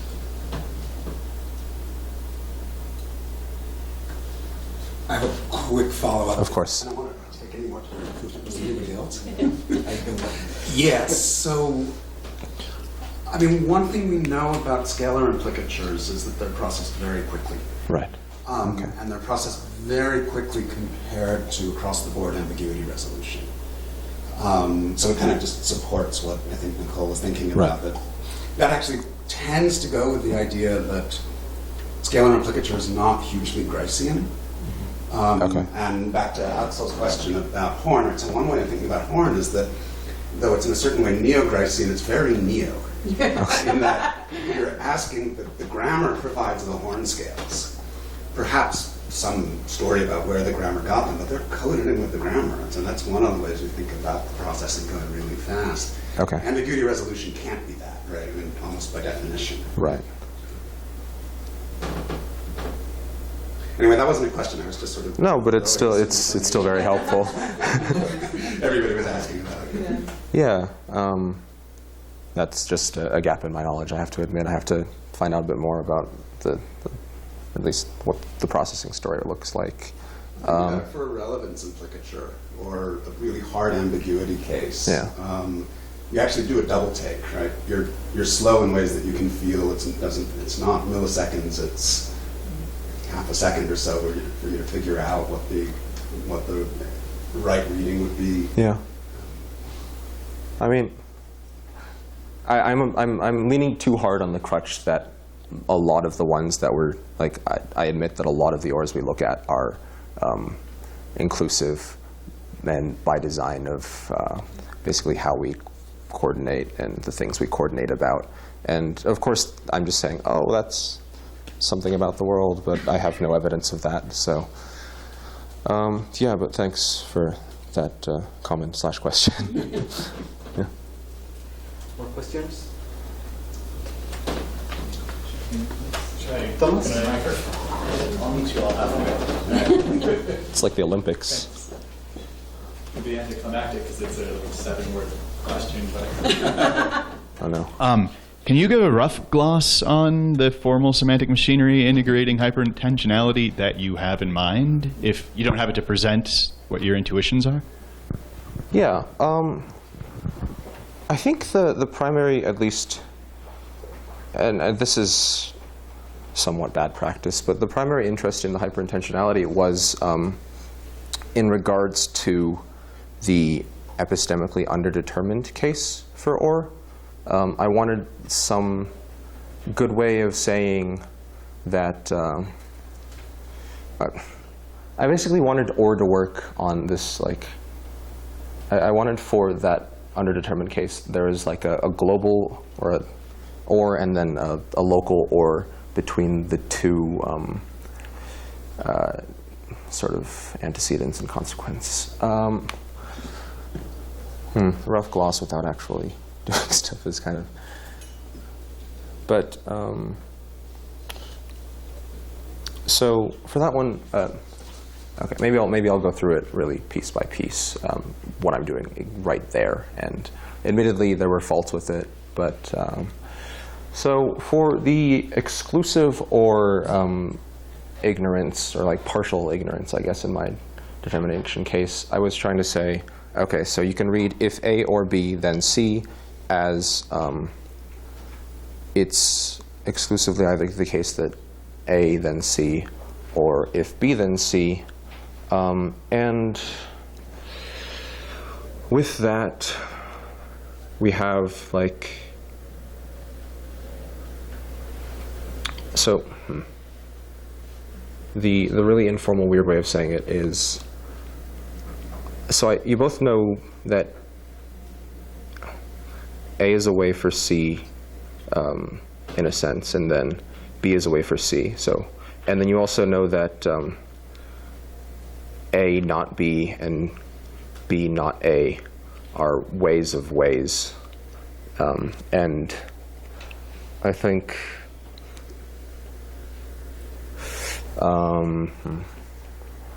you should catch me after this and then look at the actual scribbles that I still have.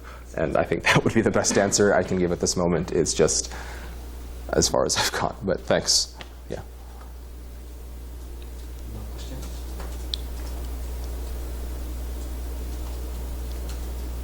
No?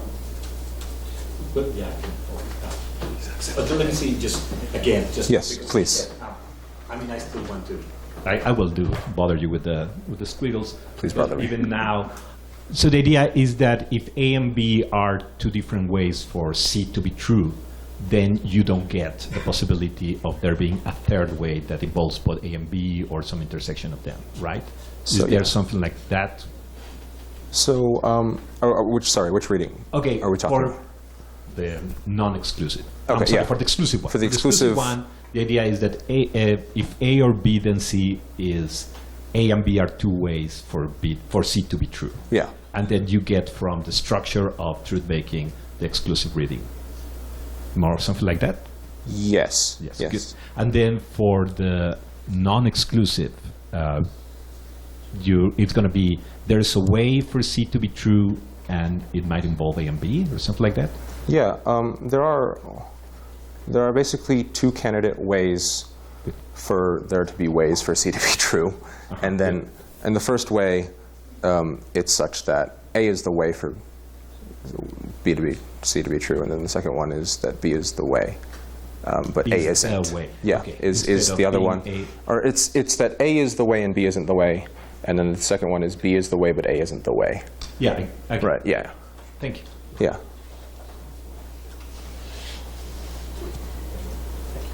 More questions?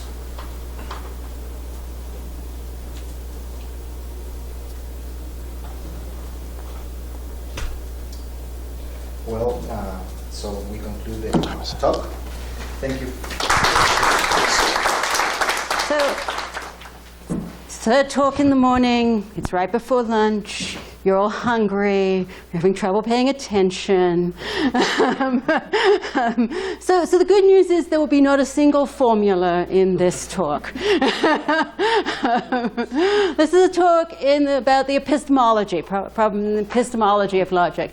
It's also relaxingly, largely argument-free. That is to say, I am not going to argue against other views in the epistemology of logic, and I'm not really going to offer any direct arguments in favor of the view, rather that I'm going to advocate. Rather, I'm just going to explore that view, right? And that gives a kind of indirect, there is coming out of the paper, kind of indirect argument in favor of the view, namely, look what we can do with it, right? But no. So hopefully that will be a relaxing talk before lunch, low cognitive strain.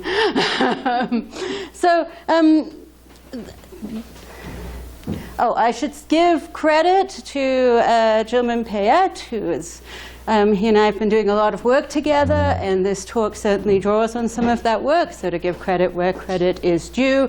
And there's a bunch of papers out there, but it's this one in the AJP, How Do Logics Explain, that I'm drawing on most heavily. If you're not so skeptical at the end of this that you don't ever want to read anything on this again. But there we go.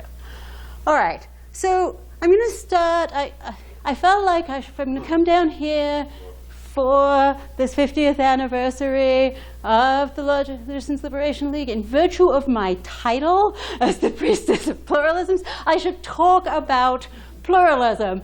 But I'm really, the guts of this talk is not about pluralism, monism, nihilism. But I'm going to frame it with that. So the debates about whether we're a pluralist, we think there's more than one correct logic. Monist, we think there's just one correct logic, or a nihilist, we think there are no correct logics, are all kind of framed around some notion of logical correctness. And here's one way to cash out the question you might ask: which logic or logics provide a general account of consequence, right? Those are the correct logics. That's kind of one way to think about logical correctness. And so most, at least the vast majority of discussions about monism, pluralism, nihilism presume that this is an appropriate question to ask in some way, right? That we can ask which logic is the or a correct account of consequence. So this is something I'm going to come back to at the end. But there's lying in the background of all these questions are questions about logical epistemology, right? What would it be? What's the foundation by which we make claims in logic about this? And there's lots of kind of accounts out there that I'm not going to criticize at all, but I wanted to gesture to, other than the ones that I'm giving. So there's a kind of common view that sort of logic is some sort of, either it appeals to intuitions, or it appeals to definitions, or it appeals to some combination of intuitions and definitions, and that's what gives you justification. You could be a holist like Quine. You could be, more recently, there's forms of abductivism that have been defended by Graham, I don't know if he's still here, and by Timothy Williamson.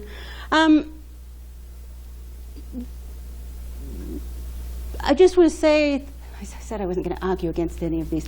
I just want to gesture at the sorts of problems they might have, even though it's not really an argument, right? So one problem with the sort of intuitions and definitions approach, you might think is a problem. If you're a pluralist, you don't think this is a problem. But if you're not a pluralist, if you think, no, there has to be one correct logic, is the intuitions and definitions approach doesn't seem to give you enough grounds for theory choice, right? And indeed, in some cases, motivates pluralism, right? So you might think it motivates Carnapian pluralism. You might well think it motivates the pluralism of J.C. and Greg's book on logical pluralism. Holism is a bit more complicated, and I don't feel like I can even gesture at the problems, but there's some well-known challenges for holism. And a problem for logical abductivism, which in a way feeds into the view I'm going to talk about instead, is what is logical evidence, right? Abductivist views suggest that there's some sort of relationship that is epistemologically important between offering a theory and looking at the evidence that might confirm or disconfirm or support that theory. And so you need some notion of what logical evidence would be. And if this is to be a genuinely different position from the kind of intuitions and definitions, that evidence can't just be logical intuitions, right? Or we need to say something about what intuitions count or why they count that goes beyond the sort of more traditional approach.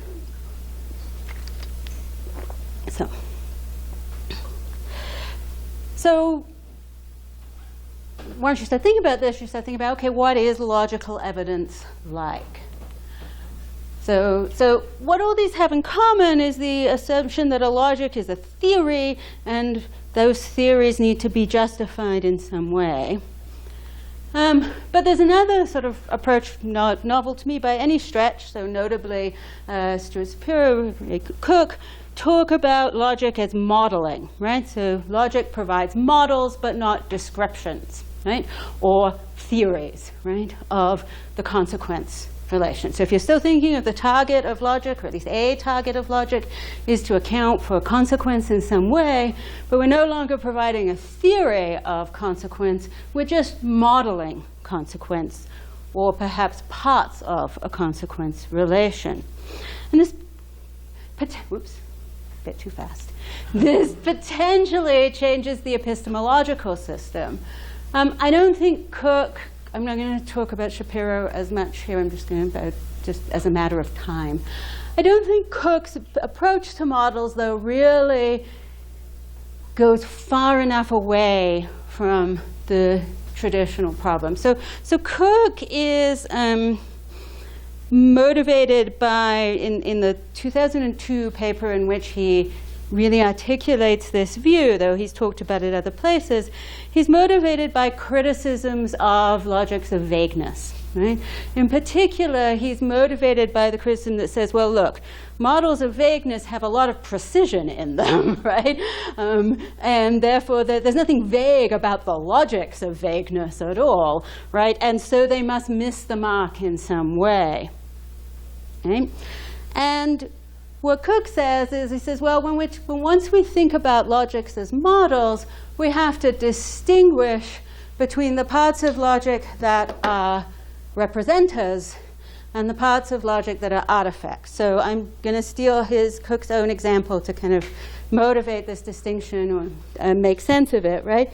If I am a model boat builder, then I might care very much about sort of representing on my small-scale boat the right number of now I've forgotten what they're called, the round things you throw out to rescue people. Yeah, or the masts and things like that. But I probably don't care very much about the engine room.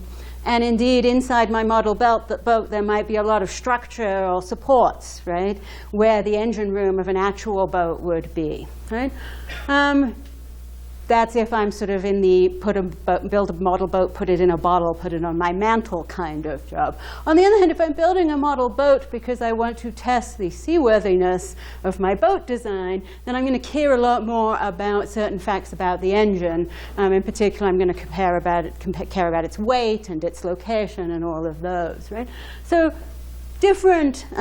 So in one case, right, in the first case where it's decorative, whatever is in the place where the engine room would be is an artifact, right? So if I've got a lot of structural supports for my boat in there, those aren't representative, right? They don't represent anything in the boat, the real boat that I'm modeling.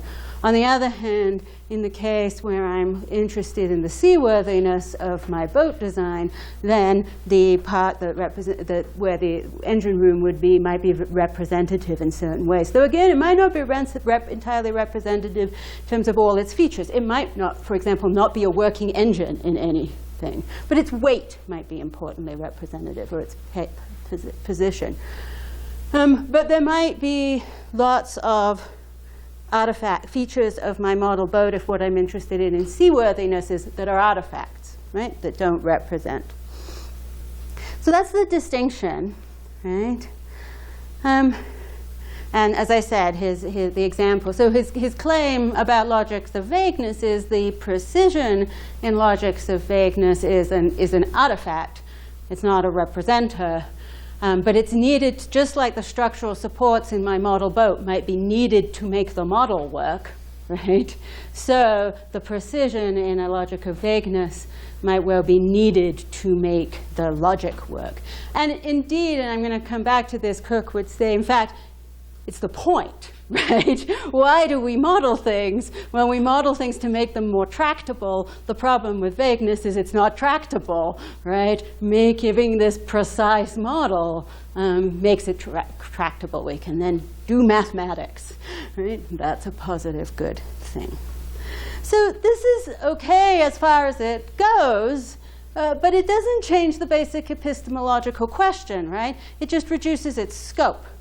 Because now the question is, okay, but how do we know that the parts of the model that are supposed to be representers are correct, right? That they represent accurately, right? There's some other questions that might arise, like how do we know what the representers versus the artifacts are? Cook thinks this is an easy problem. He says it's only a representer if the designer of the model says it is. Right? We might think that's not as straightforward as he does, but even if Cook's right and we can solve the problem easily, or if we have some more complex solution to the question of what's a representer, would still be wanting to ask what makes that representer kind of correct, what makes it represent in the right way. So I want to talk about another approach to modeling. So let me start for a second and tell you that my department is full of philosophers of science. it's a plague. Proportionally, there's just no. I'm kidding. They're lovely people. But the benefit. So I spent a lot of time talking to about two philosophers of science and talking to them about how they think about models. And there's a lot of literature, as you might imagine, out there on modeling in philosophy of science. I'm going to gesture at some others, but I'm going to mainly talk about J. Odenberg, because so J is interested in criticisms of ecological modeling, right? And there's a line of criticism of ecological modeling that goes like this: they don't predict, either because they just don't issue predictions, ecological models, or they issue things that look like predictions, but they're untestable, right? Or they issue things that look like predictions and they're demonstrably false, right? And that, you would think, is a bit of, from a certain perspective in the philosophy of science, that's a problem, right, for ecological models. Indeed, there's been criticisms within ecology of people doing ecological modeling that what they're doing is not, well, either it's not science or it's not good science, right, because of this problem. So Odenberg's view is that this is to misunderstand the range of things that models can do in science. So he has a list of 5. I don't think it's meant to be exhaustive, but it's a useful list of 5. So I'm going to talk about Odenberg's things. So his first on the list is this one that you've been looking at for a few minutes, because I forgot to put a splash screen between. Namely, the models are used to explore possibilities, right? I'm going to go through all 5 of these. With some are straightforward, some may need some few more remarks, and then I'm going to turn to logic and talk about these in relationship to logic. So I'm going to take my time. So, I think this is a fairly straightforward notion. Models are used to explore possibilities. In the case of ecology, right, one of the problems for ecologists is that the ecological time frame is inconvenient. From the point of view of doing science, it often exceeds the lifetime of a scientist, and it definitely exceeds the lifetime of a grant. Right? And you need to have some results, so that's all a problem. And so often often in ecology, building a model to see, as it were, how possibly ecological processes work, where the model works on an extremely compressed time scale compared to actual ecological processes.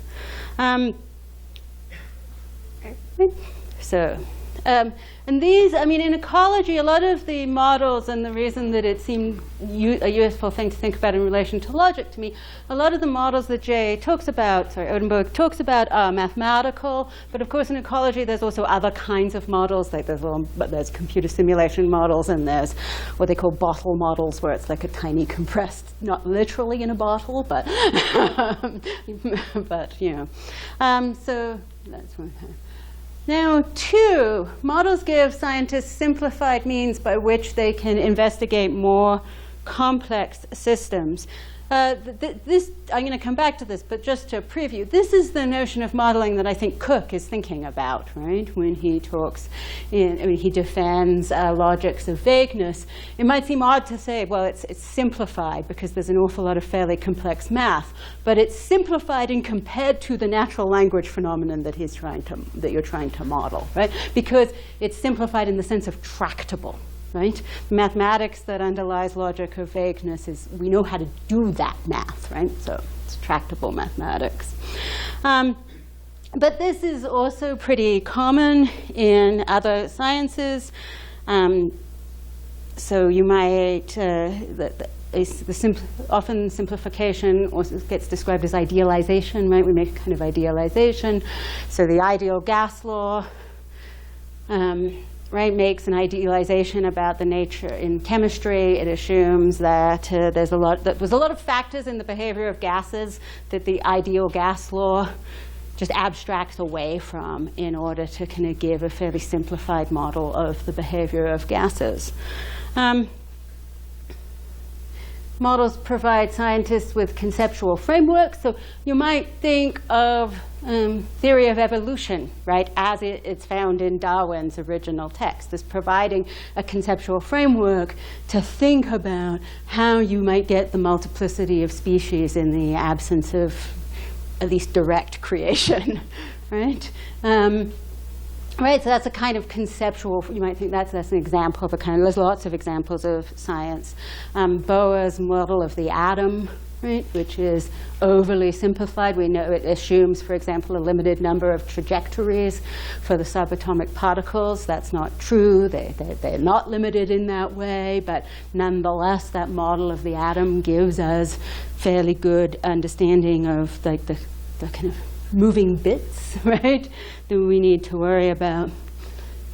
There is I'm going to eventually come back to this with logic. Models can be used to generate accurate predictions. That's obviously the notion of modeling that motivates the criticism of ecology that Odenberg is trying to respond for. And then 5, models can be used to generate explanations. There is a lot of literature in the philosophy of science, especially on this last one, right? And a lot of kind of competing views about what it takes for a model to be explanatory. The key thing I want to emphasize is that there's an awful lot of philosophers of science who would agree that 4 and 5 come apart, right? That explanation is not the same as prediction. Right? And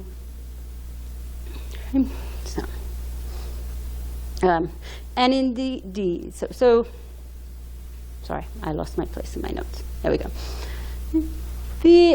Another thing I want to just emphasize for a second is that in all of these, well, at least, maybe except for 4, we'll come back to that, but many of these do not require that we have models that are true descriptions of things, right?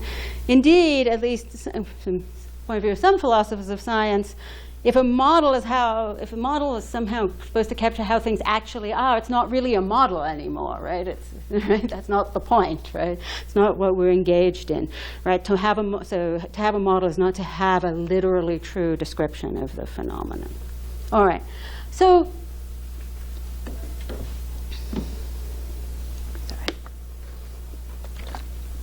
All right, so I'm going to talk about these kinds of modeling, not in numerical order, and where you might see them in logic. So, or what are some plausible cases where you might think that's the kind of modeling that seems to be going on in the history of logic. So, models are used to explore possibilities. So, I think there are lots of examples for all of these, but I'm just going to pick one. Right? If you look at the early 20th century work on multi-valued logics, 3-valued logics, right? There's a lot of work going along. There's a lot of different definitions offered. So what are the multiplicity of ways in which, for example, you can assign a truth value to conjunction or to disjunction in the presence of a multi-valued logic, right?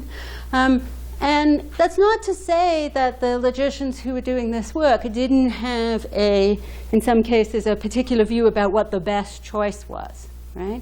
But a lot of the work that was done in the early 20th century was laying out, here's some options, here's some ways, right? So when should we say a conjunction is true, given the values of the conjuncts? Range could be true or false or neither, right?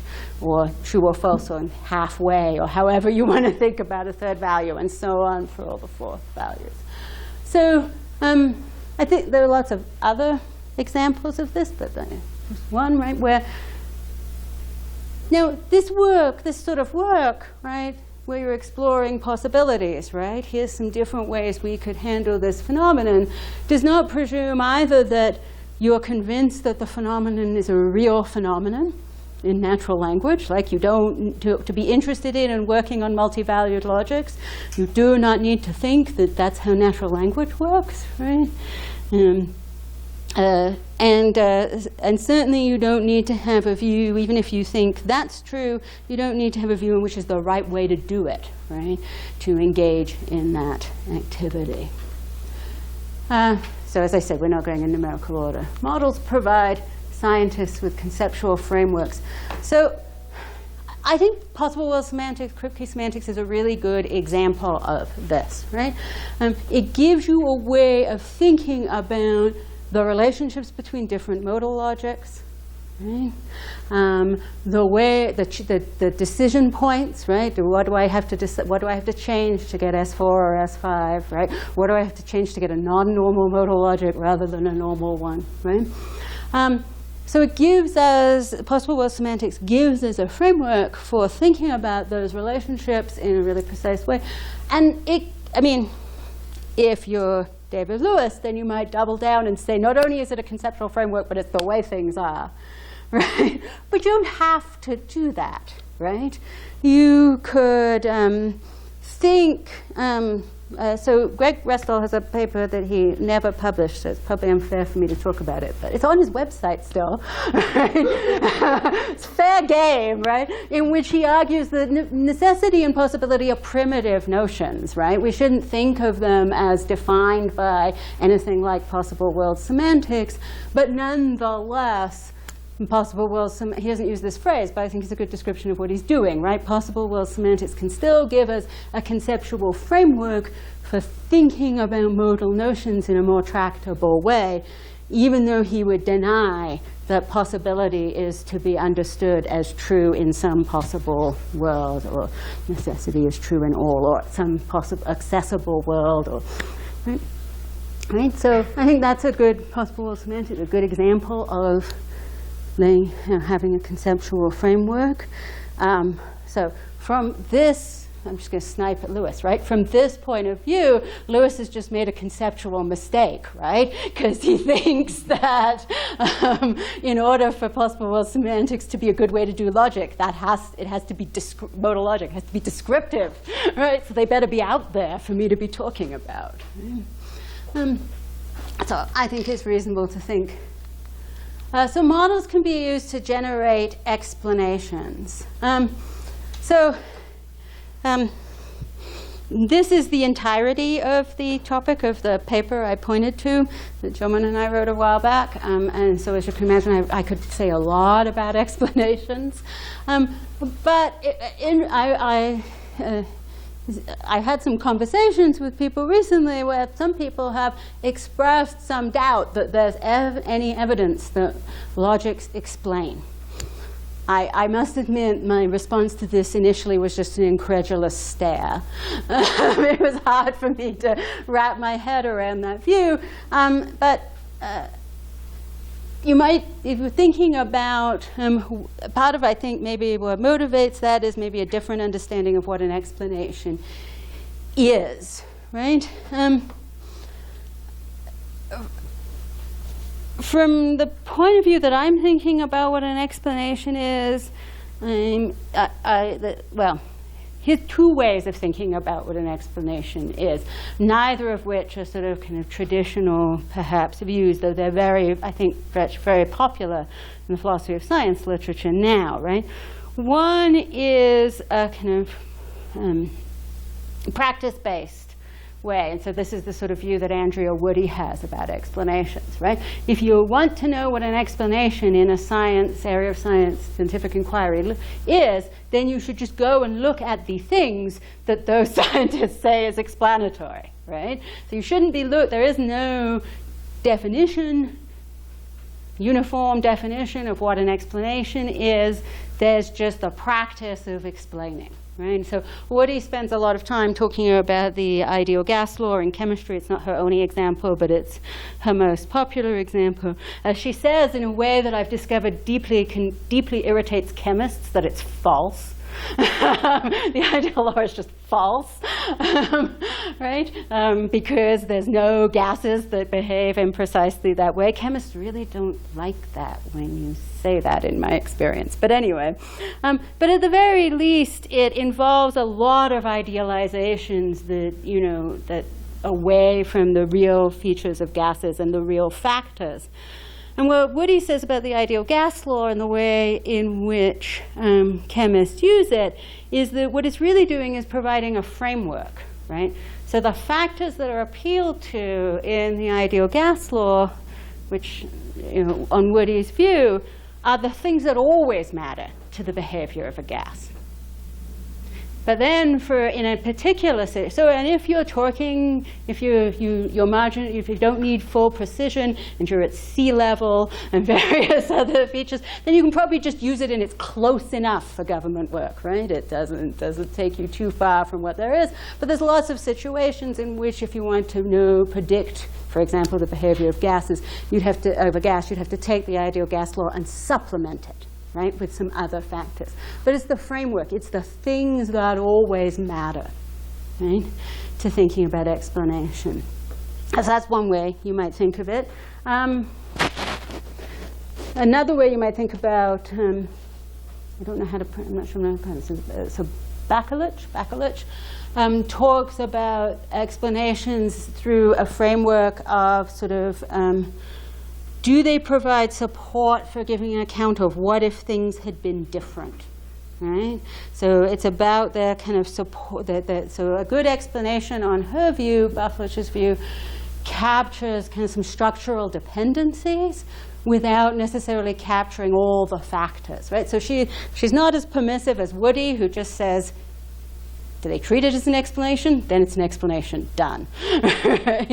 Bakulich says it's not an explanation if it doesn't capture some structural dependencies in some way, but that doesn't mean it needs to be descriptively accurate as long. And so she talks about Bohr's model of the model of the atom, which I gestured at earlier, as capturing the kind of right structural dependencies, even though it has these false assumptions about the ways in which atoms actually behave, internally behave, gets the right structural dependency. So here's an example in logic, in Russell's theory of descriptions. I'm taking it, you do not have to think that Russell was correct, right? I'm just, so the point here is just I think Russell is in the business of trying to offer an explanation, right, of a phenomenon. Right? In the theory of descriptions, right?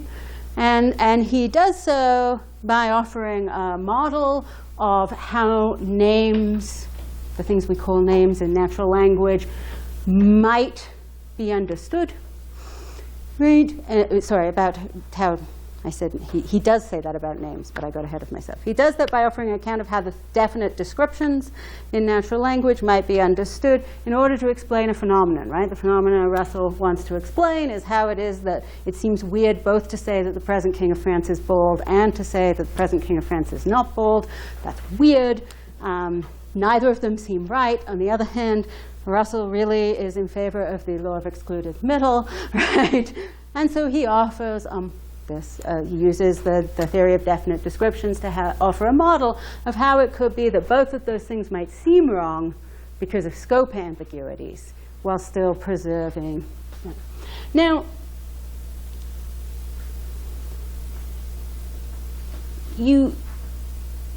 it doesn't need necessarily to be the case that that's the right account of natural language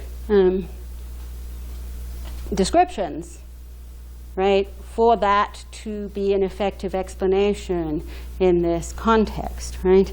As long as, on a kind of Woody or Bakulich perspective, it kind of captures the right structural dependencies, right? It gives you, more or less, it gives you a framework to think about. Right? In particular, it doesn't need to be the case that there is any grammatical contrast between proper names, right, and descriptions. So, right, it's common for linguists to talk about names and descriptions as if they're kind of in the same grammatical category, right? And that's fine, right? From the point of view of the Russellian picture, from this point of view of what explanations are, right? So it doesn't have to be an act. From this perspective, it gives you some idea of what's, potentially it aims to give you some idea of what's going on, to capture some counterfactuals, to capture the importance of a notion of a scope distinction, right? All that's needed for a scope distinction is that the grammar of definite description, sentences involving definite descriptions, be more complex than what, treating them as names Frege style, right, would have them be. As long as you've got enough complexity to generate a scope distinction, then it's going to look like Russell captured something about what was going on there, plausibly. All right. Models give scientists simplified means by which they can investigate more complex systems. So I think this is Cook. I think this is how Cook is thinking of modeling. That's what modeling is about. It's giving a simplified or tractable way for investigating a complex system. But for Odenberg and for other philosophers of science talking about this kind of approach, there's no need to have a firm distinction between the representative parts, right, the representers, and the artifacts. So I think, I feel like there's a huge range of examples in logic that are clearly doing this, right? Trying to give us some tractable way of investigating a phenomena involving consequence, right, that we are interested in, right? I don't think it's hard at all. So arguably Cook might be right that in fact this is much of logic is doing this kind of thing. But I don't think it requires the hard and fast distinction. Oops, doesn't think it requires the hard and fast distinction between representers and artifacts that Cook thinks it does, right? So here's Cook. He says, one of the greatest advantages of formal semantics is that it allows us to study sometimes messy and imprecise chunks of natural language indirectly by examining the clean, precise mathematics provided by the semantics. That's clearly right. But on the approach to thinking about models that you see in, Peter Godfrey Smith talks about this and talks about models as kind of fictions, right? As I said, Barkalich's view of modeling and when it is that models can be explanatory, which focuses on capturing the kind of right relationships. There isn't a clear division, right, into these are the representative parts of the model and these are the artifacts, right? So I think if we think about models through this lens from the kind of philosophy of the empirical sciences, then we can actually potentially dissolve entirely this question about what makes the representers correct, focusing instead directly on does the model kind of support the kind of counterfactual reasoning, for example, or could it be otherwise, or does the model ideal gas law style give us a kind of framework into which complexity can then be added? Does it tell us the things we always have to pay attention to? All right. So now I said I wasn't really, as I said I wasn't going to argue for this view. I was going to explore it, and then I was going to look at some of the possible advantages. In many ways, I think these possible advantages are in terms of, I'm going to get at them by looking at a kind of series of open questions. By open, I mean I do not have a decided fixed answer to them, but I think they're interesting questions that are suggested by this way of thinking about the epistemology of logic, where we're in the business of creating models, right? So one is, how important is that was prediction, right? So Odenberg had this list of 5 things models can do. The 4th one was prediction. I did not talk about prediction in connection with logic at all. I don't even know, and this is the evidence problem, I guess, in a different guise, right? I don't know what it would mean to say, I guess you might say, it's weird to say logics predict which arguments would be valid. that seems weird. No, they say which arguments are valid, right? right? Prediction seems the wrong framework, right, for that. But what are they? I mean, I don't know. What are they predicting? I mean, there might be some. So one possible case here is to go back to something like Russell's theory of descriptions. Maybe you think Russell's theory predicts that natural language would work in certain ways, and a lot of the criticisms about Russell's theory of descriptions are motivated by saying, but it doesn't work that way, right? Descriptions don't have the truth conditions that you've said they do. So maybe that's a case that would give us predictions. But if they're not, let's say let's, for the sake of argument, say there's nothing that looks plausibly like logic engaging in anything like prediction. How important is that, right? Is prediction essential to this list of 5, right? So Odenberg is trying to diminish the importance of prediction in ecological modeling. He's saying it's okay if models don't predict. But in the nitty-gritty of his argument in the paper in which this list appears, he has a tendency to talk about the ways in which models that do other sorts of things are steps on the road to prediction. Right? So there's still kind of prediction lurking in the background there as sort of key to it. So it's not important on Odenberg's view that every model predict. But there has to be some, prediction seems to be some kind of baseline nonetheless. And it doesn't seem to be a baseline that's, even if there are some cases where you might say, well, their logic is predicting, certainly doesn't seem to be a baseline of value for a logic that it lead in any way to prediction, right? So I must admit I'm a little dubious about what Odenberg says about the ecological models all fitting into that category anyway, but right, so that's a question. How important is prediction? And then more specifically, is the role of explanation enough to do the work, right, of testing models for adequacy, right, of giving us some notion of a good model versus a bad model without necessarily giving us a descriptively correct versus a descriptively incorrect model, right? So you might, I'm sometimes tempted by this view in the mornings, and then I give it up in the afternoon, and I'm tempted right, that explanation might be all the work you need, right? That if the modeling activity of logic, whether it's just exploring possibilities or providing conceptual frameworks, eventually grounds out at some point in explanation, then that's good enough. Another question. You can blame Greg Restall for this question because I gave a talk remotely to the Melbourne Logic Group a couple of weeks ago, and that was related. It was not this talk, but it was related to this talk.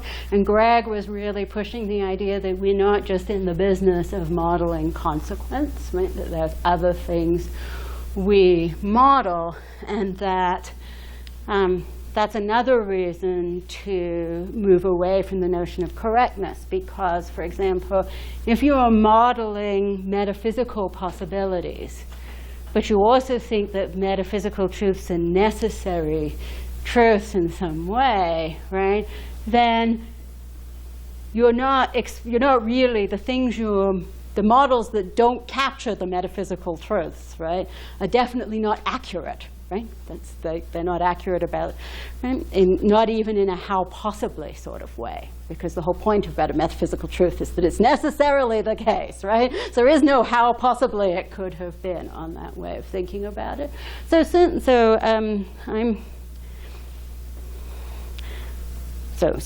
you think there's something like that we're in the business of sort of modeling kind of epistemologically, metaphysical options that are kind of epistemologically available, even if they're not metaphysically available, that might be Are there other things, right? So I've talked about consequence and not truth, but in the history of logic, a huge amount of the focus was on understanding truth, right? Not just understanding consequence. So you might think, right?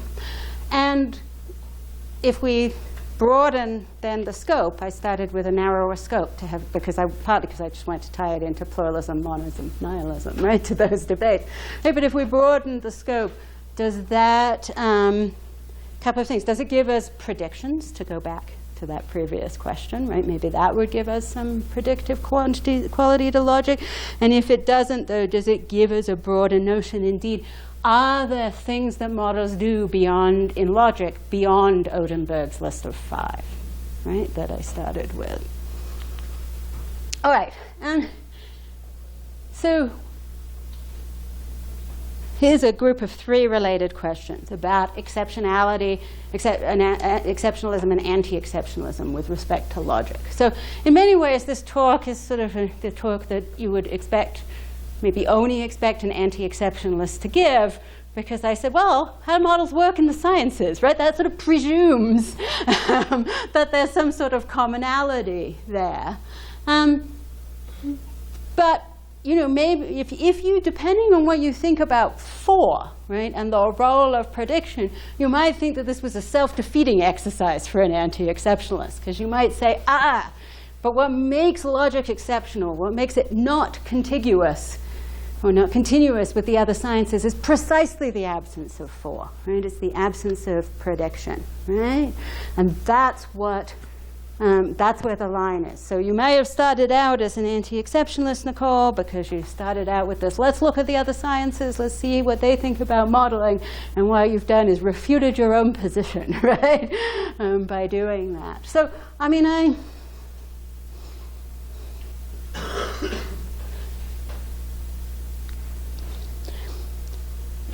if that's true, right, if this process of investigation and the clear importance of 4 and the apparent, at least we'll stipulate for the case of argument, absence of prediction from understanding logical modeling is enough to give you exceptionalism, I think the process is still okay. And I feel like I have to say something about why the process might be okay still, right? Because I don't think that it requires anti-exceptionalism, the view that logic is just continuous with the other sciences, to advocate a kind of practice-based approach to the philosophy of logic and to the epistemology of logic, right? Namely, looking and seeing what logicians do, right?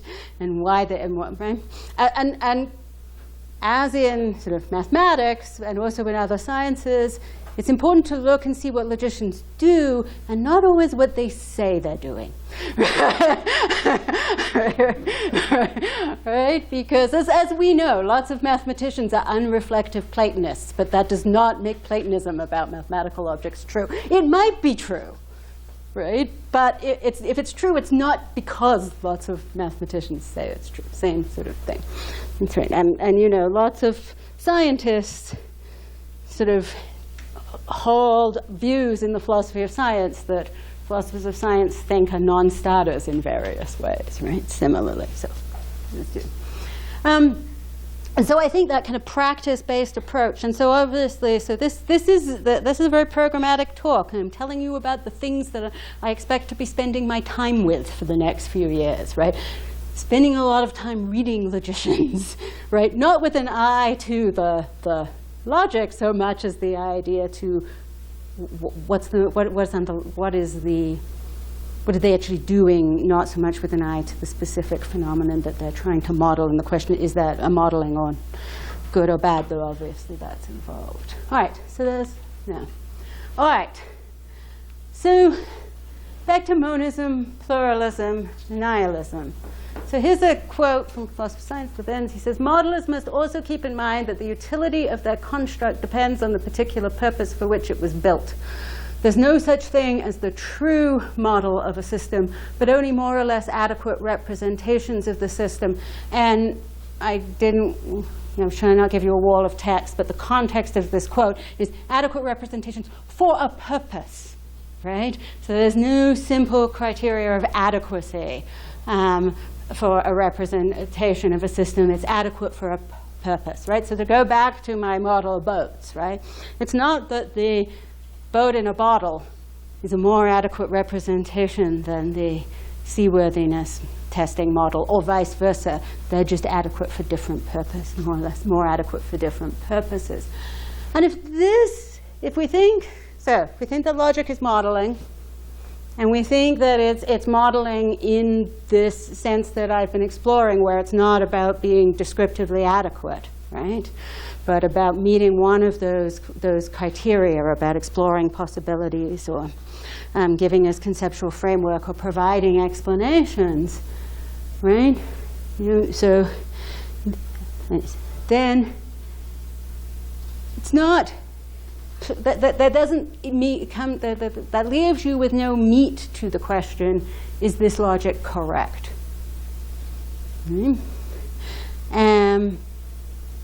Right? Or is this logic the correct or a correct account of consequence? Right? There's no absolute answer to that question. There's no real criteria to bring to bear. You could talk about this stuff. Is it adequate? Does it fulfill the purpose, right? Does it, but you can't talk about it being. So this is not any logic is a good logic, right? We can still say we don't like tonk. Right? Right? Tonk is not adequate to any purpose except refuting a fairly naive version of proof theoretical semantics, basically. Right? But but this, how many true logics are there, then looks like it's a kind of conceptual mistake, right? And we shouldn't we should just abandon worrying about. This is a. I'm going to get my title revoked. JC is going to be scratching it out on the list, right? Because you shouldn't be a pluralist. Right? Not because you should be a monist or because you should be a nihilist, but because you should give up worrying, right, about this debate entirely. Right? So that's the sort of payoff. I think I'm a little short, but that's great because one, it'll give lots of time for questions and for you to tell me how wrong I am, and two, it means we can go to lunch earlier. So thank you. Okay, so lots of the modeling ideas seem like interesting and plausible. One thing that I find myself like a bit worried about, though, is that it kind of weakens our ability to criticize logics. I mean, I know you said at the end that we're not going to be left with tonk, but there are lots of logicians who have taken themselves to be showing that some logical theory is wrong. And I guess I worry that we're going to end up in this situation where it's like, oh no, there'll be some purpose relative to which this is good. So, I mean, can you tell me more about aside from the easy cases like tonk, where you would get more sort of traction on throwing out logics? Right.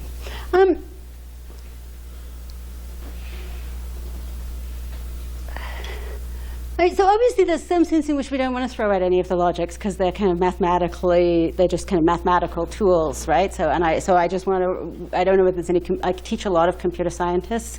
I don't know if there's any computer scientists in the audience, but I just want to gesture at the fact that you can use whatever logic you like for those are different purposes. It's not about consequence. So because I spend so much time with the computer scientists, I felt the need to say that.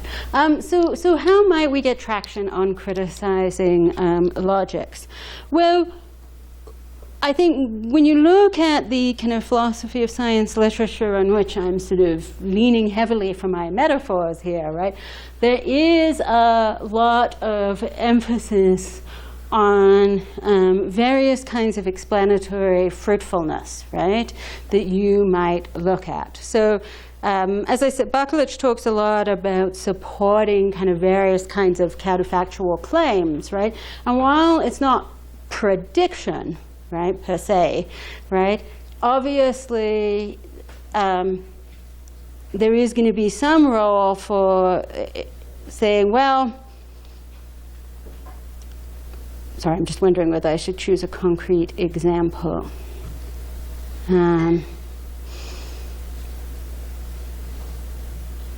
the picture we get for how a particular domain works, a particular domain of reasoning or inquiry that works, that we get out of this model, it seems to be a bad fit, right? It doesn't explain a lot of the ways in which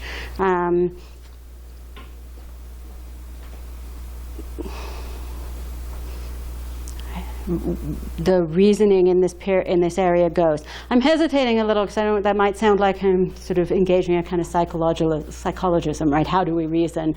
Does this model it? And that's not my intention. I'm thinking more of, so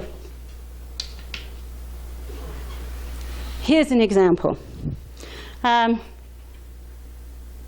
Duns Scotus invents, basically, out of whole cloth, the idea of logical possibility. I'm exaggerating a little bit, right? Up until Scotus, the dominant view in European Christian medieval philosophy was the only way to understand possibility is in terms of statistical possibility, right? What can happen is what sometimes happens.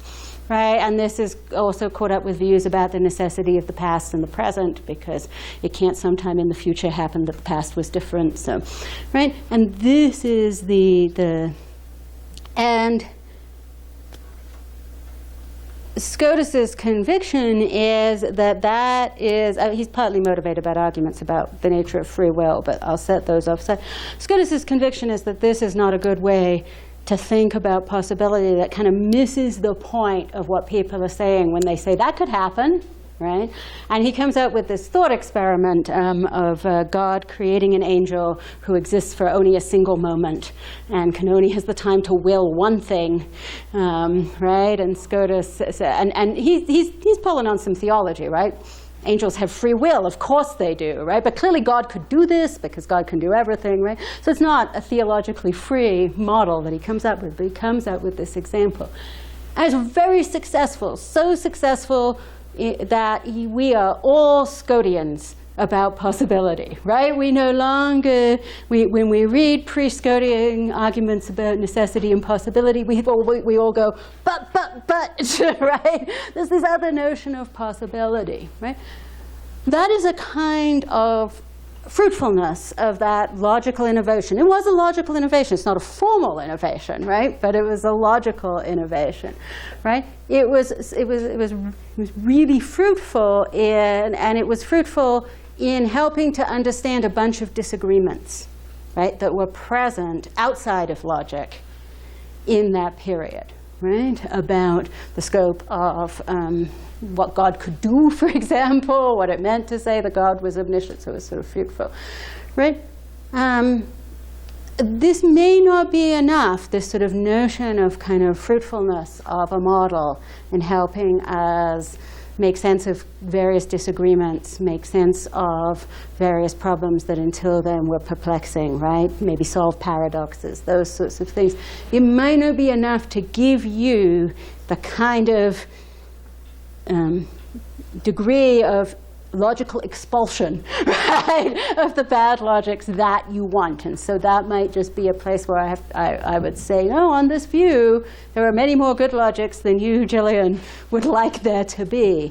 But I do think that we can see, when we look at the history of logic, cases where really successful models are fruitful in this way, and that they go beyond logic, right, in helping us understand something that was going on about consequence relations or conceptual schemes in that way.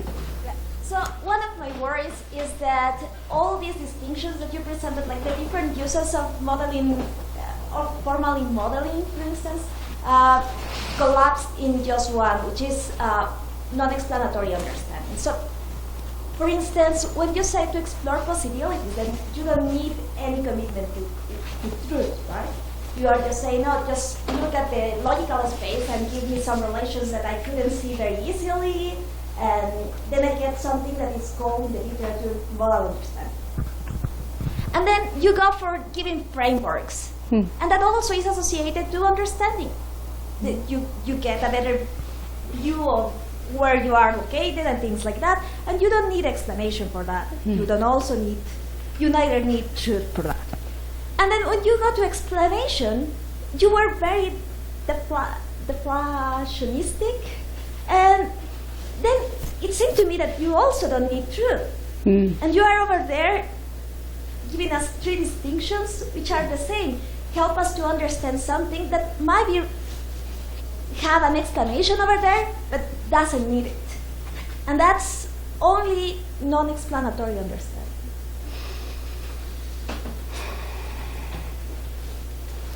So this is a really big question, I think. And thank you for asking a sort of really big and good question that I am probably going to give a completely inadequate answer to, right? Because the underlying question is doesn't explanation have to have something to do with truth?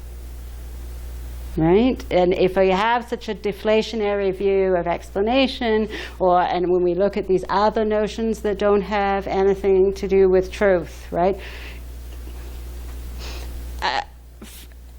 To be honest, from my point of view, that's a feature, right, of the view, right? It's not an undesirable consequence, right? It's a feature of the view. It's what sets it apart from other kinds of accounts in logical epistemology, where logic is aiming in some sense to capture some truths. Maybe they're necessary truths, maybe they're truths known a priori, maybe they are in some sense empirical truths, but nonetheless truths. But obviously that does push hard against a lot of assumptions that people have had in the history of logic, and indeed in contemporary work in logic, about what it was they were doing, right? What they're in the business of doing.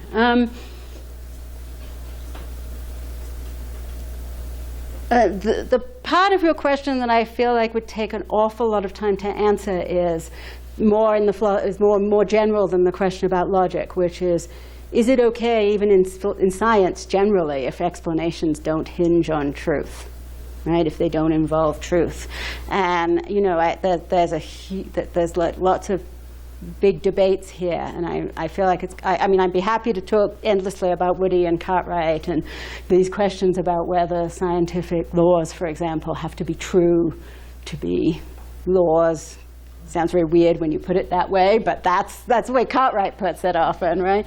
Right, and I feel those are really big questions. I do think, though, that when it comes to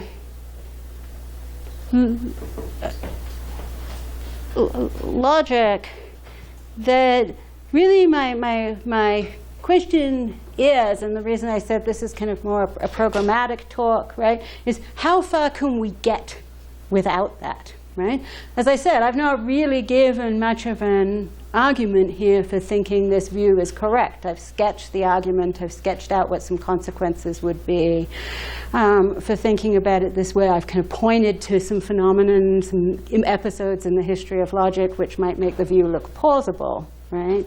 But I haven't, and the reason I haven't done that is because I think that in order to know whether it is a defensible view, to know how far we could get in understanding the epistemology of logic without ever talking about truth, right?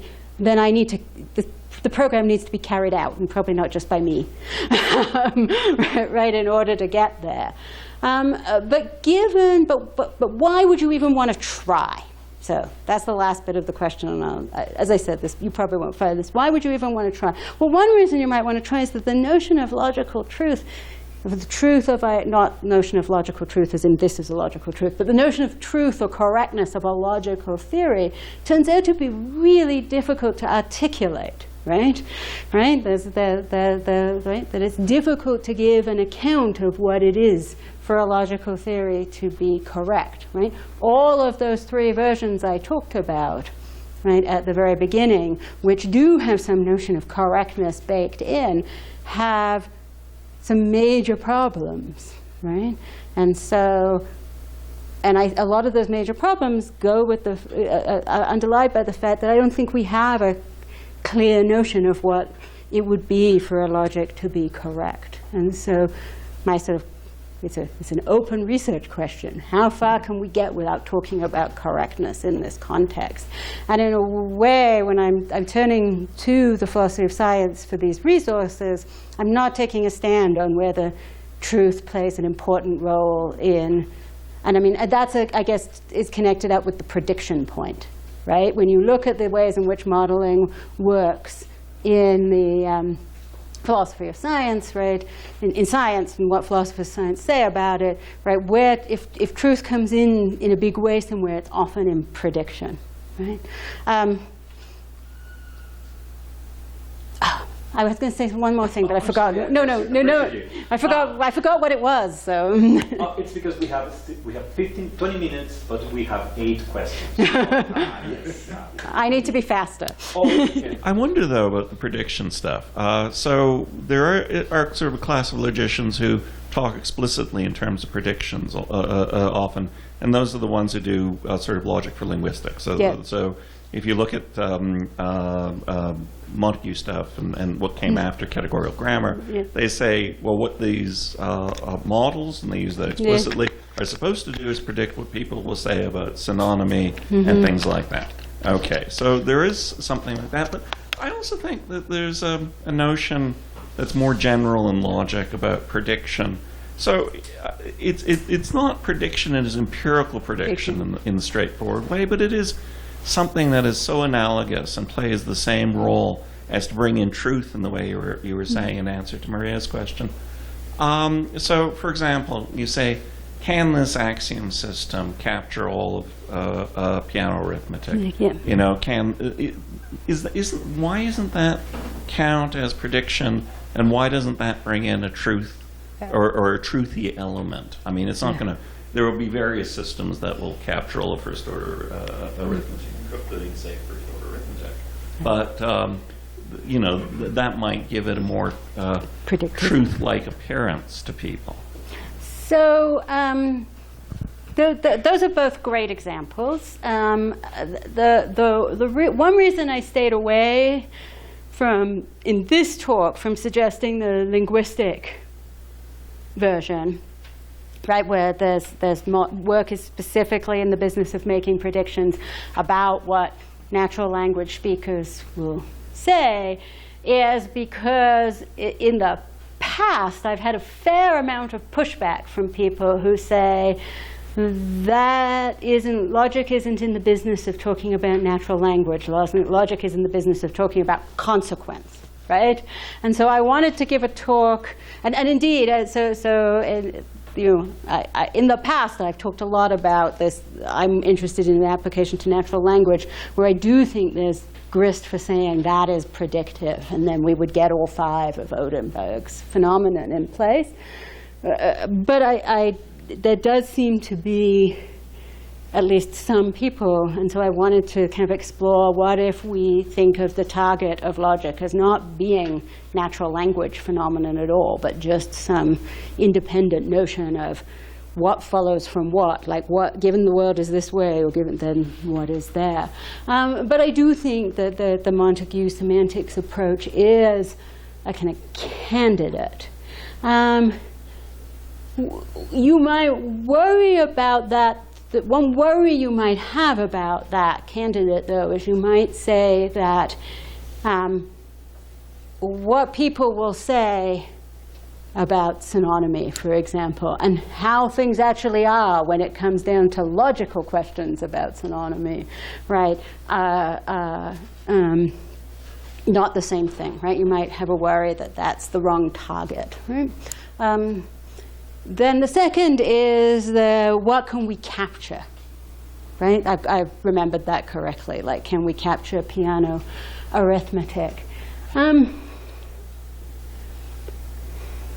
I'd have to think more, I think, about whether I thought that was analogous to prediction. I think it's great that you've suggested it, because now I can think about it in those terms. I guess on the face of it, right, if you'd have said to me what's going on when we say here's some axioms and we want to see whether those axioms are sufficient to capture piano arithmetic, is that is falls into the category of kind of giving us ways things possibly could be a conceptual framework, right? Or perhaps a conceptual framework. That was the thing I was going to say in response to your argument. These are being separated out, but of course most of the time, most logics would be doing more than one simultaneously, right? It's a kind of artificial separation. Okay, right, so that's kind of what I would, that's what I'm tempted to say about piano arithmetic. I think the idea that it is more analogous to prediction is really interesting, though. Thank you. You wanted to suggest to us to be very careful when we ask, is this a good model? Yeah. And we have to be clear about good for what? Yes. In what sense? And I like to push it as far as it can go.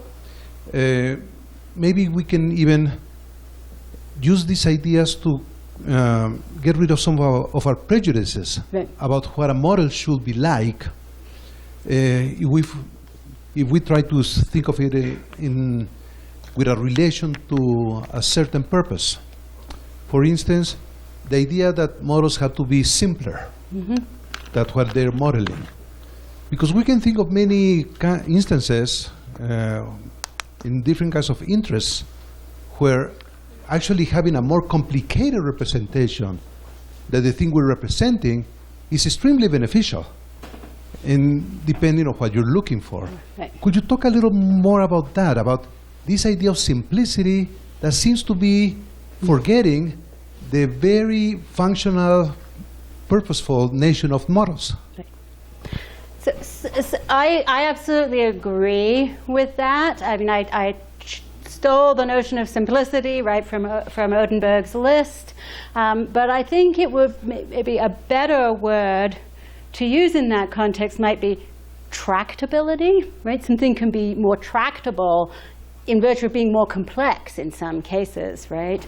I suspect, for example, that's what's going on in Cook's vagueness example, right? That there's this huge complexity with all the sort of all the underlying mathematics, but that is more tractable because more precise, right? Even though plausibly nothing like that is going on in natural language, right?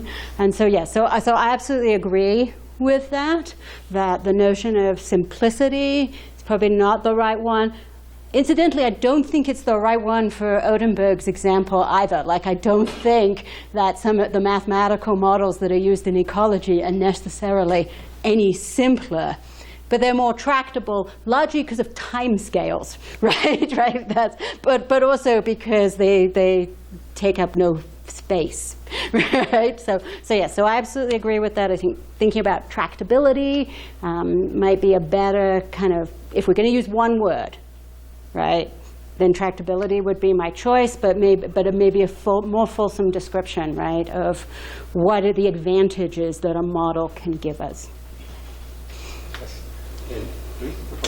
Yeah, thank you. I have this feeling that you are using the term logic and its relatives in a non-uniform way, because compare these two claims. Logic is modeling, and a logic is a model. I think they are functioning in different ways, and it's a long clarification question. And if that's the case, I think that the correctness debate it's legitimate for some senses of the term logic, and even for some specific purposes of the modeling task. But I think that was pretty clear from the outset for the people working on the topic. I don't know. I just was wondering if that's sort of right. Yeah. Okay. So that this feels like a question about which I want to have a longer conversation. So luckily we're here for a long time, and maybe we can. I mean, I do think, in this context of a kind of giving a talk, I probably am sort of slipping probably partly just due to wanting grammatical variation, right, between talking about logics and logic, right?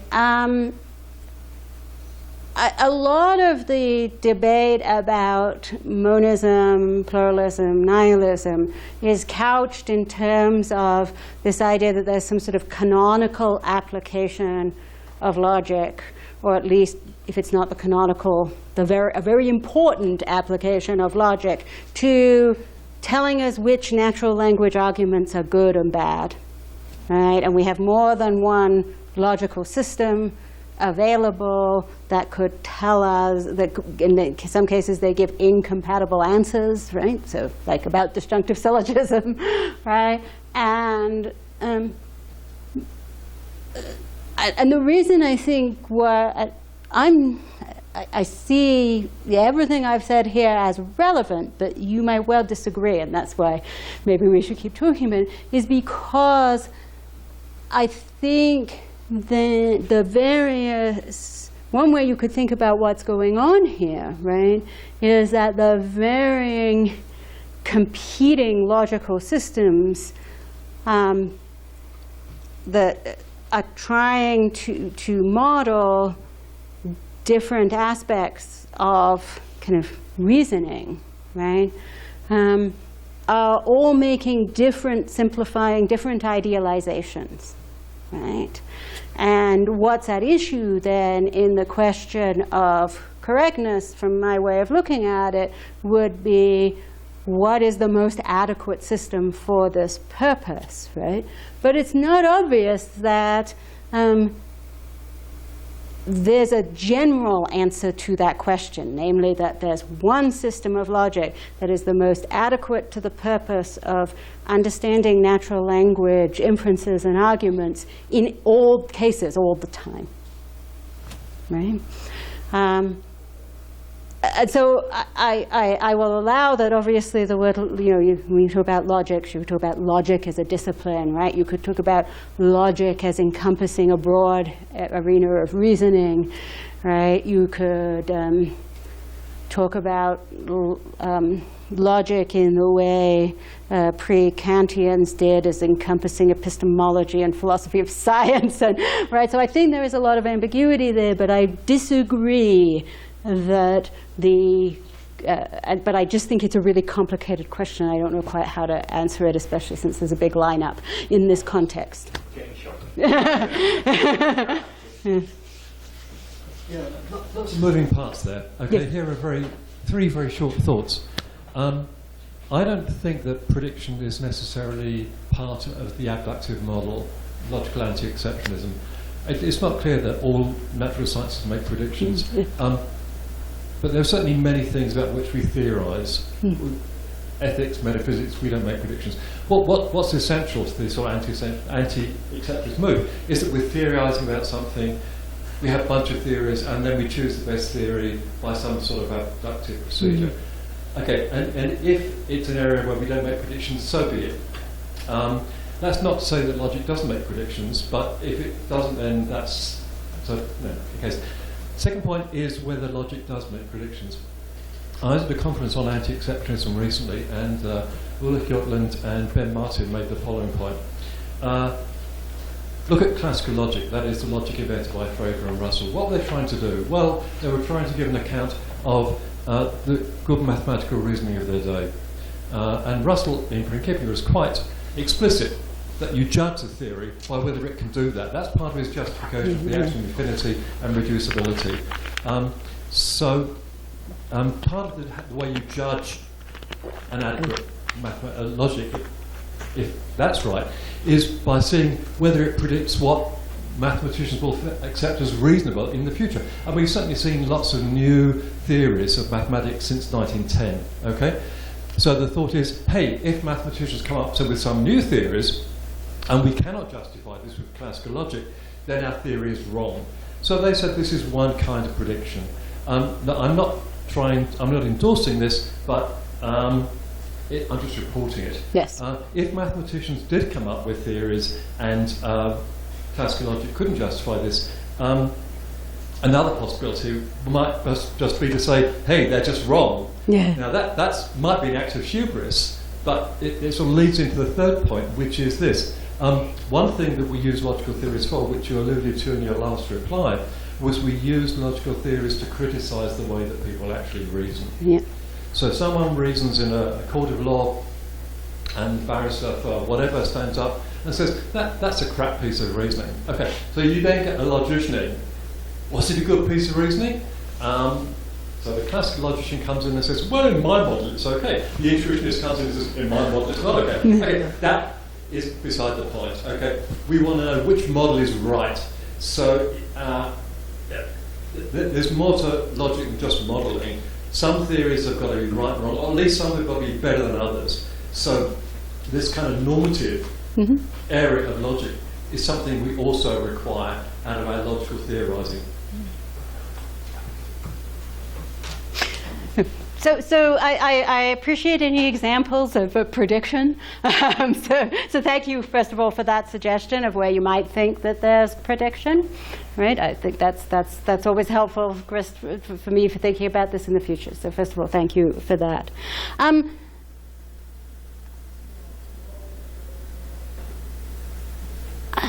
One way that, I first of all, I should acknowledge that what you said about when you go into a court of law and you want to know is it a good argument or not, right? That is an intuition that a lot of people have, right?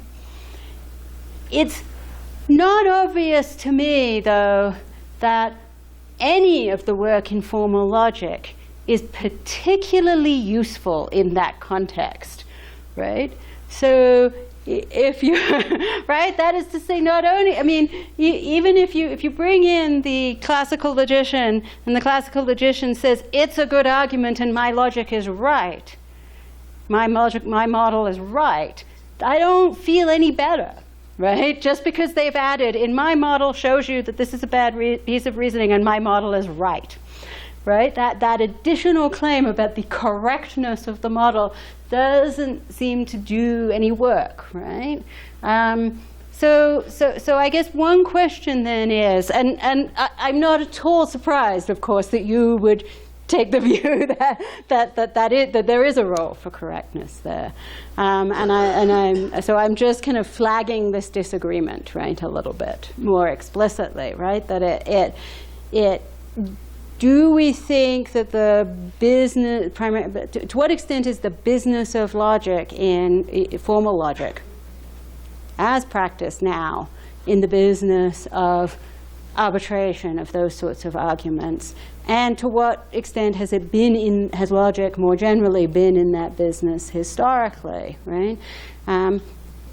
You might think that in a court of law, the relevant expert might be an epistemologist, right, and not a logician at all.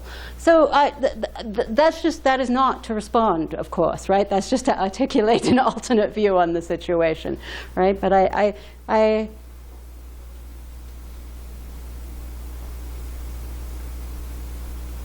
think, though, that so how many people are left in the list? 3 people. 3 people. I'm sorry. Yes. So I'm trying to be mindful of the time. Because I think, and how much time do we have? Like 7 minutes. Okay. So maybe, I might stop there with not a full sort of answer, but just a kind of gesture at some worries I have about that way of putting it. Oh, thank you.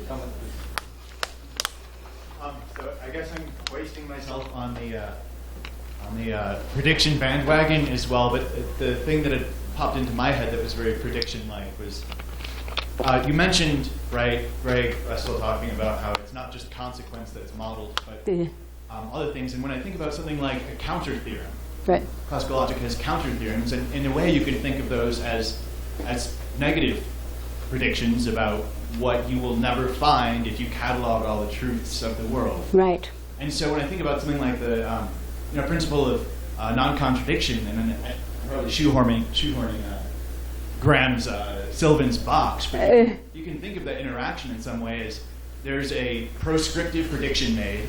You will never encounter such and such a sentence in a coherent story. Yeah. And then a falsifying instance coming up, and that does, to me, feel very much like prediction. Followed by a sort of theory revision with LP that says, oh, look, there are true contradictions, right? I didn't say we should revise to LP, but... Yeah. Yeah, that's the example that popped into my mind. Okay, thank you. Yeah. I'm sorry, I don't know your name. Michael. Michael. Oh, Michael. But you have to speak to this. Oh, yes. So I kind of like modeling approaches, so I want to ask a fairly specific question about kinds of models and whether logic shows them. So in some models, in some areas I follow closely, have this nice feature of having independently manipulable parameters. And that gets you a really interesting sort of relation between the model and the data, because the data can set the parameter, and then you can make quote-unquote predictions and go back and reset your parameters. So a question I'm sometimes puzzled about is whether we see anything like that with logics. Very hard to think about what the parameters would be, but I'm curious. Well, I think if you think of it model theoretically, I think there's lots of obvious parameters, right? So when I'm teaching first-order classical logic and I'm first teaching the model theory of that, and I say things like every name picks out an object in the domain. Right? But that's a parameter that you could vary, right? You could say, that would give you a free logic, right? What always worries me is that in the clearest cases from some sciences, you have kind of like clear axes of how you vary them. And in all the cases I can think of like that one. It's an off-on? Or it's that I have to kind of like go rethink things to make the change, right? It's not obvious if I know just what the axis of variation should be in advance. But no, I agree with you there. I like that example. Yeah. Yeah, and I mean, you might think of the, right, if we described classical logic in the same way that we describe LP, right, where we specify both the extension and the anti-extension, is that the right word? Anyway, right, we could do that for classical logic, and then there would be, we could see LP as just a kind of variation on that parameter of what are the rules that govern the assignment of that, right? So that might be another model. Is the case? As Graham said, there are quite a few moving parts. I mean, I agree with you that there's not a lot to debate if the question is, given a language, are there a bunch of different consequence relations on it? Anyone who doubts that, I think, well, they're in, so they're wrong. I mean, so the question though isn't, are there many consequence relations on a given language? I mean, sure. And logicians have been exploring them, defining them very well and all that. Not necessarily with an eye on natural language or anything else or via mathematics. They're just exploring, and there's a sort of family resemblance of what counts as consequence relation. But look, I mean, you know, in the early days, everyone thought you have to learn logic before you can theorize about anything else, and so on. Then we had the heyday of all the sort of mathematical logic, and everyone's creating logics willy-nilly. And mathematicians today, you know, anything that looks remotely like something, it counts as a logic. No problem. No problem at all. But I mean, in these debates, it's not a debate about, sorry, I shouldn't say that. Where I agree with you is nobody should be debating whether there are a bunch of consequence relations. What the debate is, if we're debating which of them is logical consequence, right? This presupposes an answer to what's the logical vocabulary. So go into a courtroom, right? Why would you call a logician unless they're, you know, they have precise theories about consequence relations governing legal terminology or something. Maybe that's, but when we talk about logical consequence, right? We're talking about which consequence relation plays the role of logic.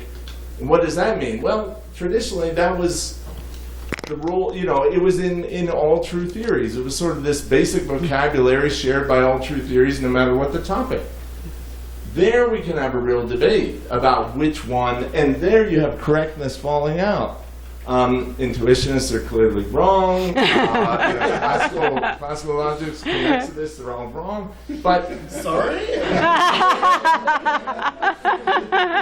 But anyway, you know, so the modal logic on this terminology, right? Not all true theories have modal terminology. So the modal logic is not really logic. It's simply an account of these particles in a true theory.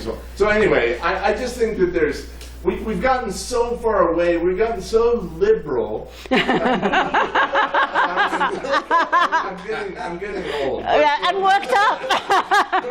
We're getting so liberal that like we forget that there is something special about logic, even though I'm completely anti-exceptional about sort of like our practice in figuring that out. I mean, epistemologically, sure, well, of course it's not different. But that doesn't mean there's not a unique role for logical consequence versus all the other consequence relations to play. And my question is... Oh, I thought it was just a rant. Think about that. So I feel like this is a win. I got JC to rant. It's a win. I'm going to take it. As you well know, right, that whole picture depends upon there being some basis on which we can distinguish what the logical bits are, the logical operators, right? And sort of say these are the consequence relations, or these are that depend upon these known to be logical operators, right? So I didn't talk about it in this talk, but one of the many ways in which I'm a heretic is that I don't think you can do that. I don't think there's any viable criteria. And I'm going to sound like a philosopher of science again. The reason is because I think that any identification of logical operators, and for that matter, logical form, is theory-laden.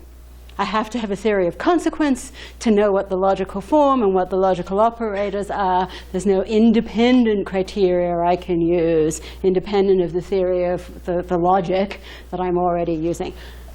Obviously, arguing for that is not the work of a Q&A, but I've just identified the point of disagreement. Pues muchísimas gracias. Thanks so much.